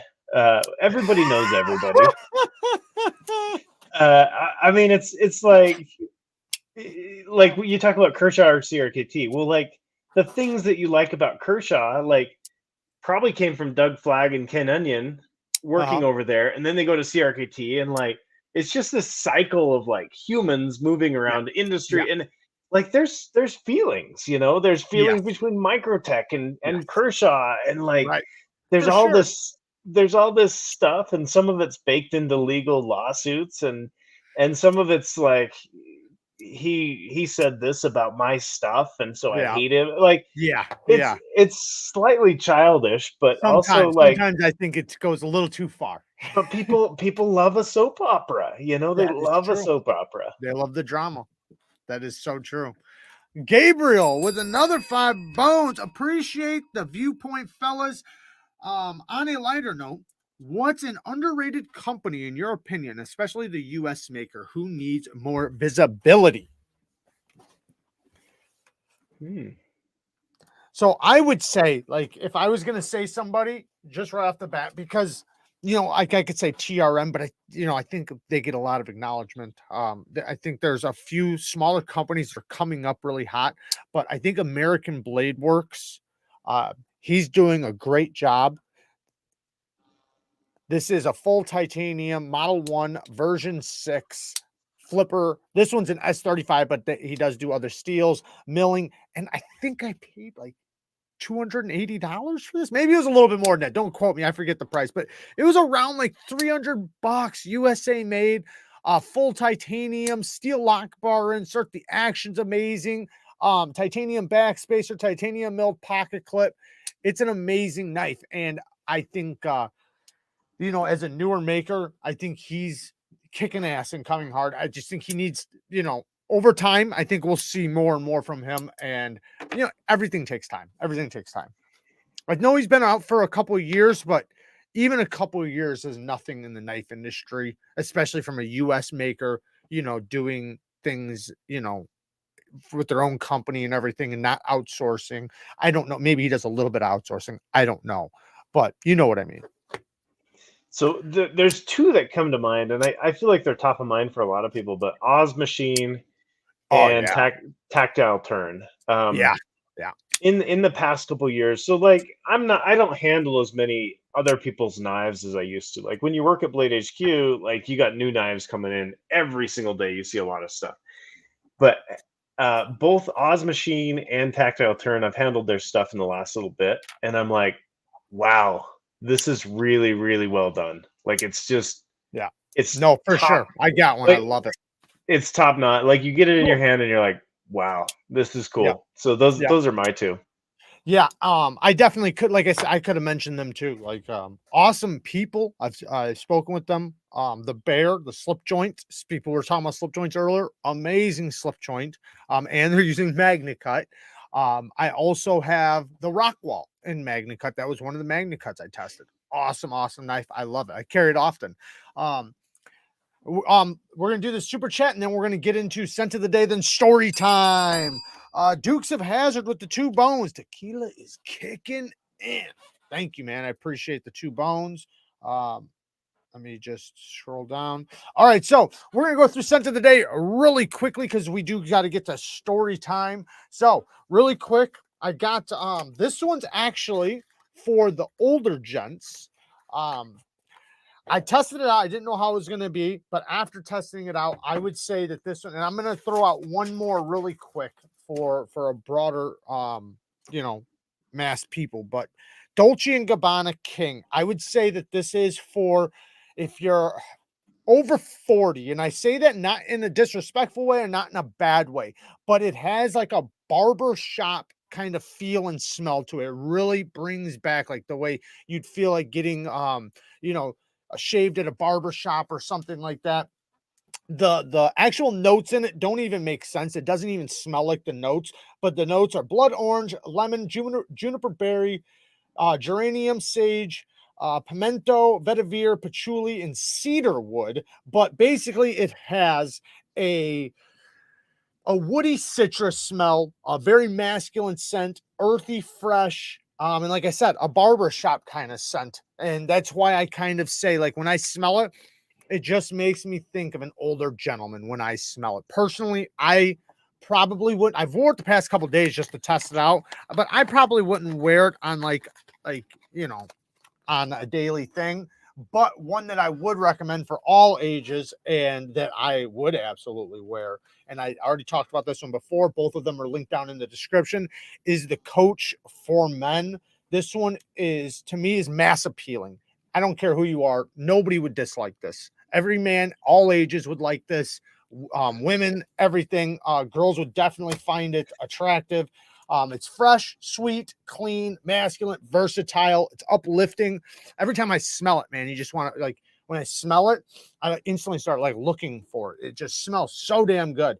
The notes in it are lavender, bergamot, kumquat, grapefruit, pear, coriander, geranium, and cardamom. But it's just a sweet, fresh, clean, not too sweet, not like caramel sweet, but like just like a sweetness to it, with that's fresh and clean, basically like a fresh out of the shower clean scent. And that's what's great about it, is that you can wear it in an office setting, you can wear it out and about, out on a date, any time of the weather. Like, it's just a fresh, clean scent.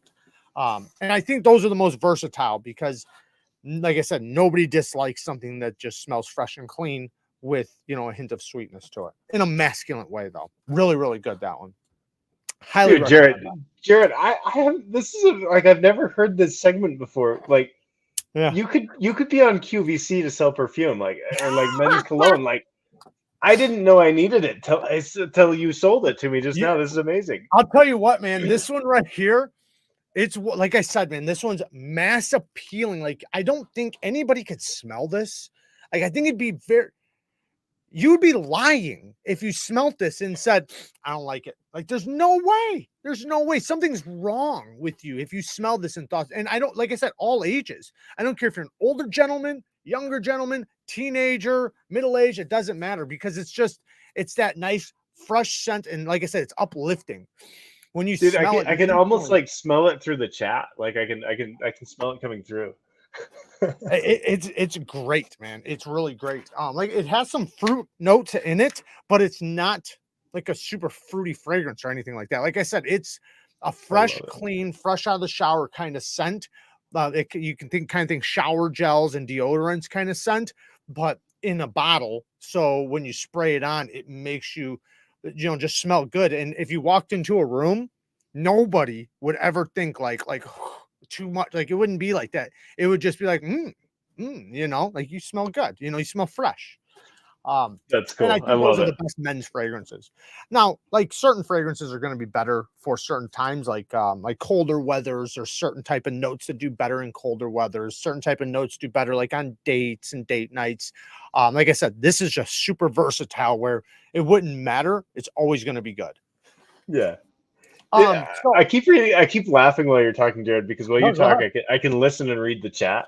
Yeah, And the I'm not chat that is I'm not that talented. the chat is hilarious. I just I it's know. I love it. you guys are fun. I have so enjoyed the chat the entire show here. This has been great. Yeah, no, man, the chat is so great, and they show so much support, man. I can't thank them enough. And really quick before we get to story time, I do want to shout out the Bang Gang squad. We have a Bang Gang live tomorrow. So don't forget. And to the Patreon members, the reason why the Patreon giveaway was not uploaded today is we have a hack going on. So we have it ready. It's just going to be uploaded tomorrow. Right now, like in order for me to do anything, I have to do it all through like back doorways and stuff. It's stupid. I don't know exactly what's going on. We're trying to figure it out. But it messed us up for the day, so we didn't get to upload the giveaway, but it's already set and ready. So watch out for that tomorrow. And shout out to all the patron members. And so now we're gonna get into story time. Ben, you have a story for us. Okay, so real quick, somebody in the chat at some point said, "I've really appreciated Ben's transparency in this live stream."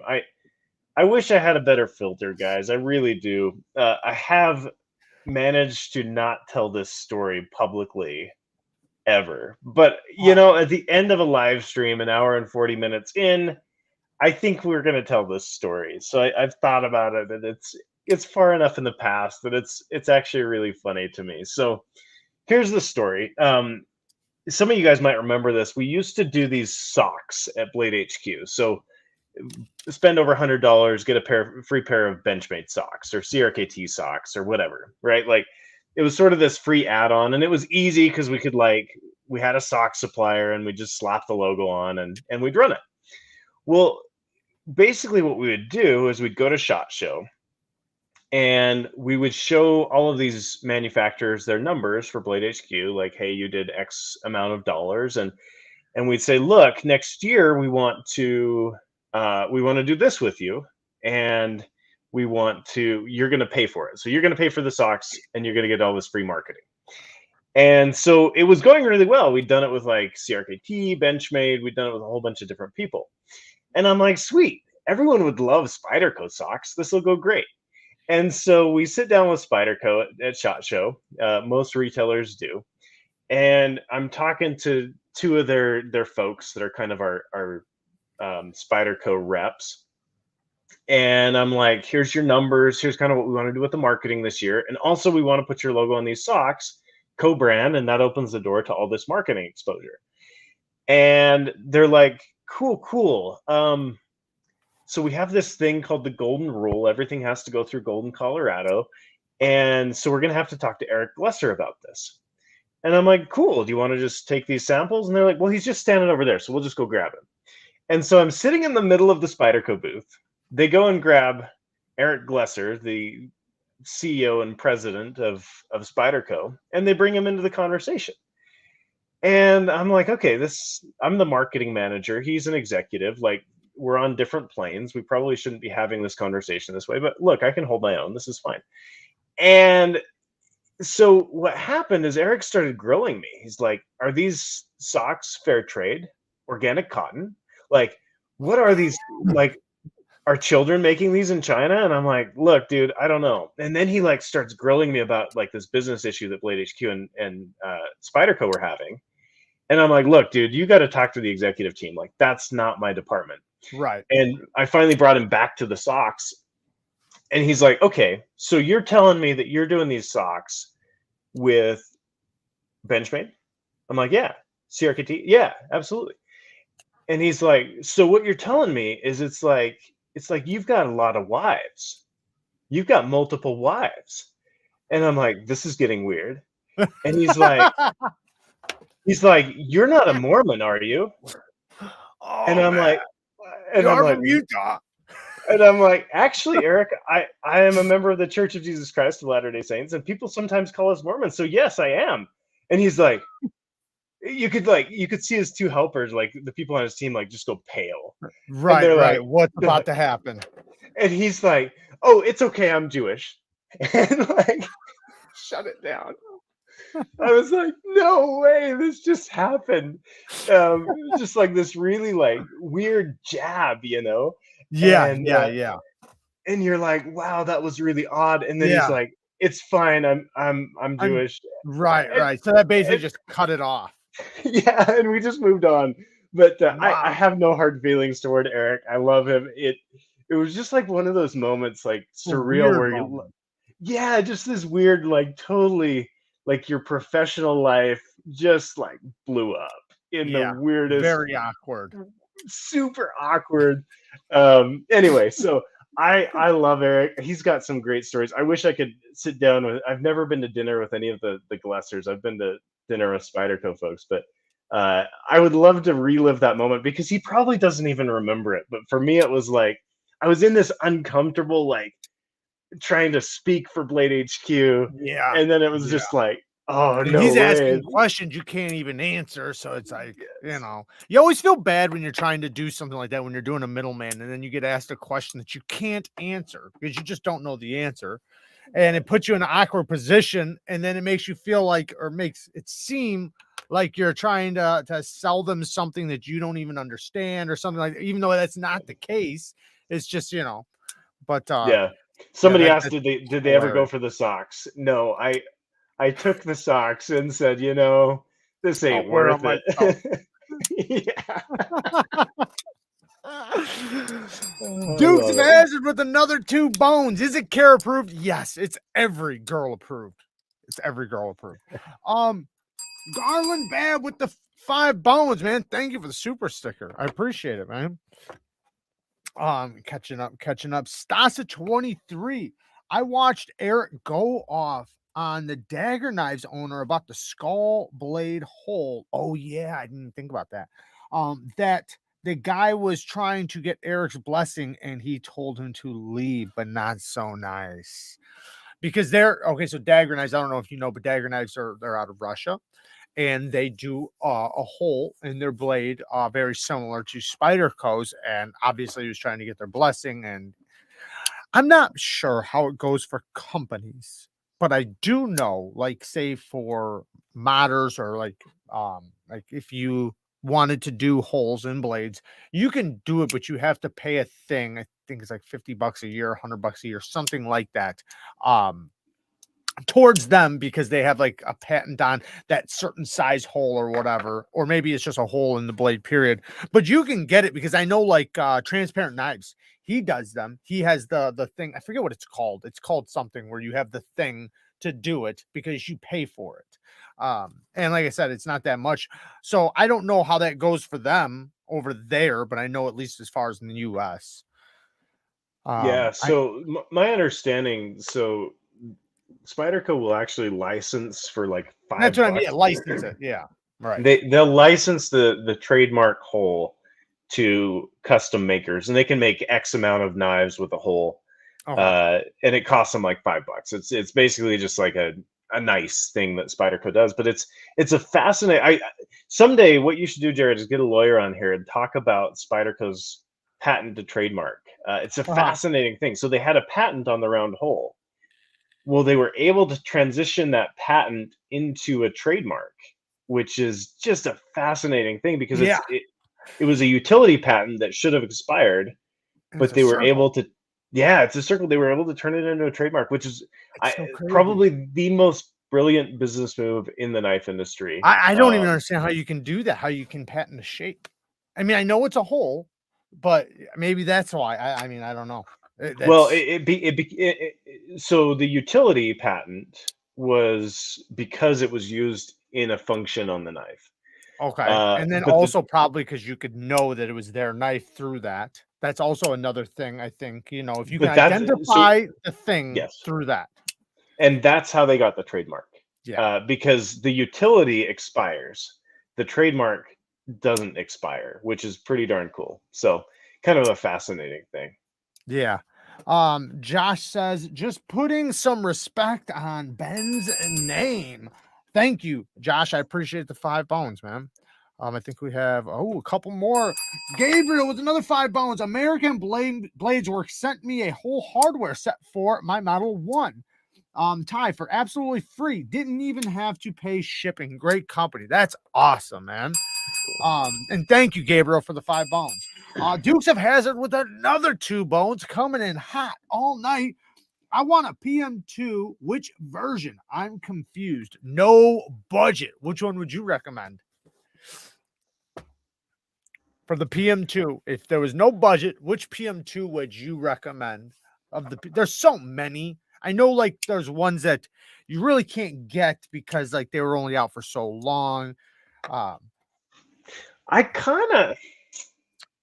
don't know, man. I'd get like a tricked out one. I'd buy like a high end steel, and then I'd add like some tritium to it, and like, I don't know, one of those, those like the wave feature that you can get in the hole to go in the hole, and then like a lynch clip. Just like spice the thing up to like the max, because there's so many aftermarket accessories for it. Like whatever crew wear X45, whatever. Yeah, that's I got the K390 one right here with fat carbon fiber and a titanium clip. I was gonna go with the Timascus one, but they didn't have anything that matched. But yeah, my favorite one is the K390. However, I don't know if you can get the K390 one anymore, but my second pick, if not like right there with it, would be the Crewwear one. The Crewwear one's amazing, and you can get those readily available with my Carta already, so you can get them already kind of good to go. And then obviously, like you were saying, you can get so many parts for those. Yeah. I mean, just parts everywhere. You can make yourself your knife, whatever the materials are and colors and whatever. Yeah. These ones are Rips Garage, guys. I think somebody asked, but yeah, these are the purple haze fat carbon fiber. I love it. So I'm going to tell a quick story really quick. And what made me think of it was I seen, you and your lovely wife doing you said you guys were scaling down rock wall, right? Mm-hmm. Yeah. So I took a trip to Missouri and was doing some caverning and rock climbing and things like that. But the rock climbing I was doing, no safeties, no nothing. I was just pulling off the side of the road, finding rocks, right? Finding big rocks. And I got like the scare of a lifetime because the one I wound up picking, because at the time, young, dumb, stupid, early 20s, and just, full of stupid. And I found a rock wall, but a road had been carved through this rock wall. So it's tampered rock now. It's not like a solid rock, the ones you'd want to rock climb. Well, even though I had worked in rock and all kinds of stuff my whole life, I didn't even cross my mind. I pulled over, parked the truck on the side of the road, got out. I had a bunch of people with me. We had, cameras. We didn't have like filming cameras, but like taking pictures, Kodak cameras or whatever. And I start climbing it, and everything's fine for like the first 20 feet, 15, 20 feet or something, because for those that don't know, like when you're climbing rock, you can't climb down without harnesses or anything. So it's not possible for a human to climb down rock. We can climb up, but not down. So once you're so far, you're screwed if you want to get down. If you don't have a harness, and I don't have a harness, I have nothing, not even a hard hat, nothing. I'm wearing Red Wing boots, by the way. So I start climbing it, and everything starts coming apart. Like as I'm climbing, everywhere I grab, and I know like how to wedge my hand in and turn it and hold myself. I know all those moves, but the rock is just crumbling. And luckily my footing isn't crumbling, but everywhere my hands are going is crumbling. And it's getting scary, but I have no choice but to go up. And I keep getting a little bit up, a little bit up, a little bit up. And my friends are watching. They're kind of freaking out because every time I'm getting higher, it's getting worse, right? But I have no choice but to keep going up. And if I fall, it's all jagged rock, like jagged rock. So I get up and I'm almost to the top. And I'm right at the top, and now I'm stuck because there is nothing. Like everything is crumbling around me. I have nowhere to grab, and I remember thinking I sat there for like a few minutes. I don't know how long it was, but it felt like a long time. It got to the point where I started thinking helicopters, fire department, all these things like of what's going to happen. I mean, can I hold off long enough for fire department? Remember, I'm out in the mountains. Who knows how long that'll take, or is it going to be like, and I'm thinking how embarrassing would it be, so, and remember these things are crumbling. So I'm thinking like, I might not have much longer for my footing, and I'm freaking out. My heart's racing. And up at the top of this, it's grass actually up at the top. So the rock wall just goes straight up and then there's grass because the road had like carved this out of, a hill or whatever. And I'm right at the top and I can see the top, but I can't get nothing to climb up a little bit more to grab the top. And I just took a leap of faith. And I took a leap of faith and I gouged. And I like probably bent my nails back. I don't remember exactly. But I just gouged everything, all my fingers, like into the grass as deep as I could till I hit rock, basically. It was just, I was like trying to, I don't even know, like obviously grabbing for my life, but I was trying to make sure that whatever I grabbed wouldn't break, so I'm trying to dig deep. And I just grabbed it like the hair on somebody's head, the grass. And I grabbed it enough to where I could get my other hand up. And because I think I did a one hand, then a two hand really quick. And I pulled myself up. And when I stood up, I felt like King Kong, like because your heart's racing. I just survived. And I remember even like, because there was people down on the ground taking pictures. Right. And when you see me, as soon as I get up on the top, like you see me flex and all this stuff because I felt like He-Man because I was alive, and I didn't die. But at that moment though, it made me realize like, don't do that again, stupid. Like, don't ever do that again. Like, why'd you even, and because before that, through the whole trip, and probably for, the next couple of days, because it was a couple week trip, I had climbed a bunch of rocks, but all of them were safe rock. They were rock, like not rock that had been, destroyed for a road to go through. It was just solid rock on the sides of rivers and things like that.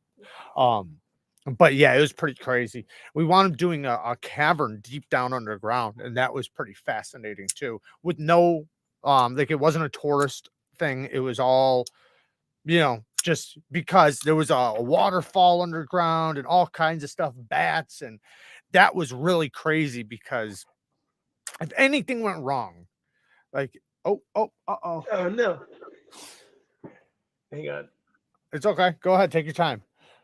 But yeah, for everybody who's watching, but if anything went wrong, it would have been very bad for us. Luckily we had people waiting on the outside just in case if we didn't come out, because if your flashlight goes out, you can't see nothing at all. Like it's pure darkness. It's hard to even understand pure darkness until you're down underground in a cavern. Like you think darkness, but when you're down there, there's nothing. Like you can't see nothing in front of you. And what winds up happening is even with a flashlight, you hit your head on everything because your footing's weird and you're climbing and you're even in safe places where you can kind of walk, the rocks are all like everywhere, so you're trying to duck and bend and get in between things. And even with your flashlights, it's so dark sometimes you don't even see the rock right in front of you hitting it. But I know we're about to be hitting the end of the show, and Ben, I do want to thank you for coming on, man. I really appreciate this. I had a good time. Dude, Jared, thanks for having me, man. It's funny because I'm like looking at the time. It's been an hour and 58 minutes. Like it goes by so fast. So I just appreciate you having me, and it's so fun to chat. So thank you. Hold on a second. Wait, Seems Logical wants to know if I could do my magic and convince you to design a kukri. Look, like I don't even. What would it even look like? Like I know what a kukri is, but like, how do I sell that? Like I can sell a big banter, but I don't think like, here's my kukri for. I don't know what you're gonna do with it. Throw it in your truck. Fiend, thank you, man. Here is the link to Ben's site. And yes, guys, definitely go and check that out. Do you have any other information you want to give on that before we take off? Dates or Yeah, anything I like mean, that? yeah, like when you shop on nafs.com or you buy anything from nafs, like it's how we pay the bills around here. So I'm always grateful for it. And do you mind if I give a sneak peek of something we're coming out with? Absolutely. Absolutely. Okay. I haven't even released this yet, guys. It's called a tool burrito. So I Uh-oh. talked about knife maintenance and stuff earlier, but basically this is a waxed canvas bag for all of your tools. And then you have like a maintenance spot right here. And you got magnets in the corners. And so when you take apart your tools, those magnets store all of your screws and that sort of thing so they don't escape on you. So that'll be coming out for Blade Show West. And I'm excited about it. We call it a tool burrito because That's awesome. it looks like a burrito and it all seals Yeah. stuff. I love doing knife maintenance, and I'm like, I haven't found like a pouch or anything that I was stoked on. So I'm like, make one ourselves. So that'll be coming out from NAFS here. That's awesome. Yeah, no, I think those things are really cool and really popular too, because I always get asked about those things like that, either knife rolls, tool rolls, things like that. So I think that'll be really cool. So there's my like end of show pitch for you. Just we're having fun with this stuff at NAFS, and I don't know. I appreciate the fact that people keep buying our stuff. I'm like, holy, it's kind of like every time you ring your little bell, that's how I feel when people shop with us. I'm like, holy smokes, like, yes, we can feed our children, which is it's not that extreme, right? But like, we're making our living doing this, and when people show up, it's really, really cool. Yeah, at the end of the show, I always pay homage or give thanks to all the supporters, and I go down the list of everybody. So right now, first of all, thank you to Ben for coming here and sharing everything with us and hanging out and, you know, shooting the shit and talking about his new stuff coming, because this was a first time getting to see some of these things. I think that's amazing. So you guys got the first look here, and thank you to all the Patreons for all the support. I love you guys. I do appreciate all the support. Don't forget the giveaway will be tomorrow. And then shout out to the Bang Gang Squad. Don't forget tomorrow afternoon, tomorrow morning's live for the Bang Gang Squad. Thank you guys for all the support. Thank you to everybody who uses my links down in the description. I always appreciate it. It's a massive support. Thank you to everybody who donates. Man, you guys have no idea. It blesses this channel so much. And thank you to everybody who joins us, hits the like button, leaves comments, all that stuff. It all supports the channel. So thank you guys. I appreciate it so much. I love you guys. Peace. See you guys.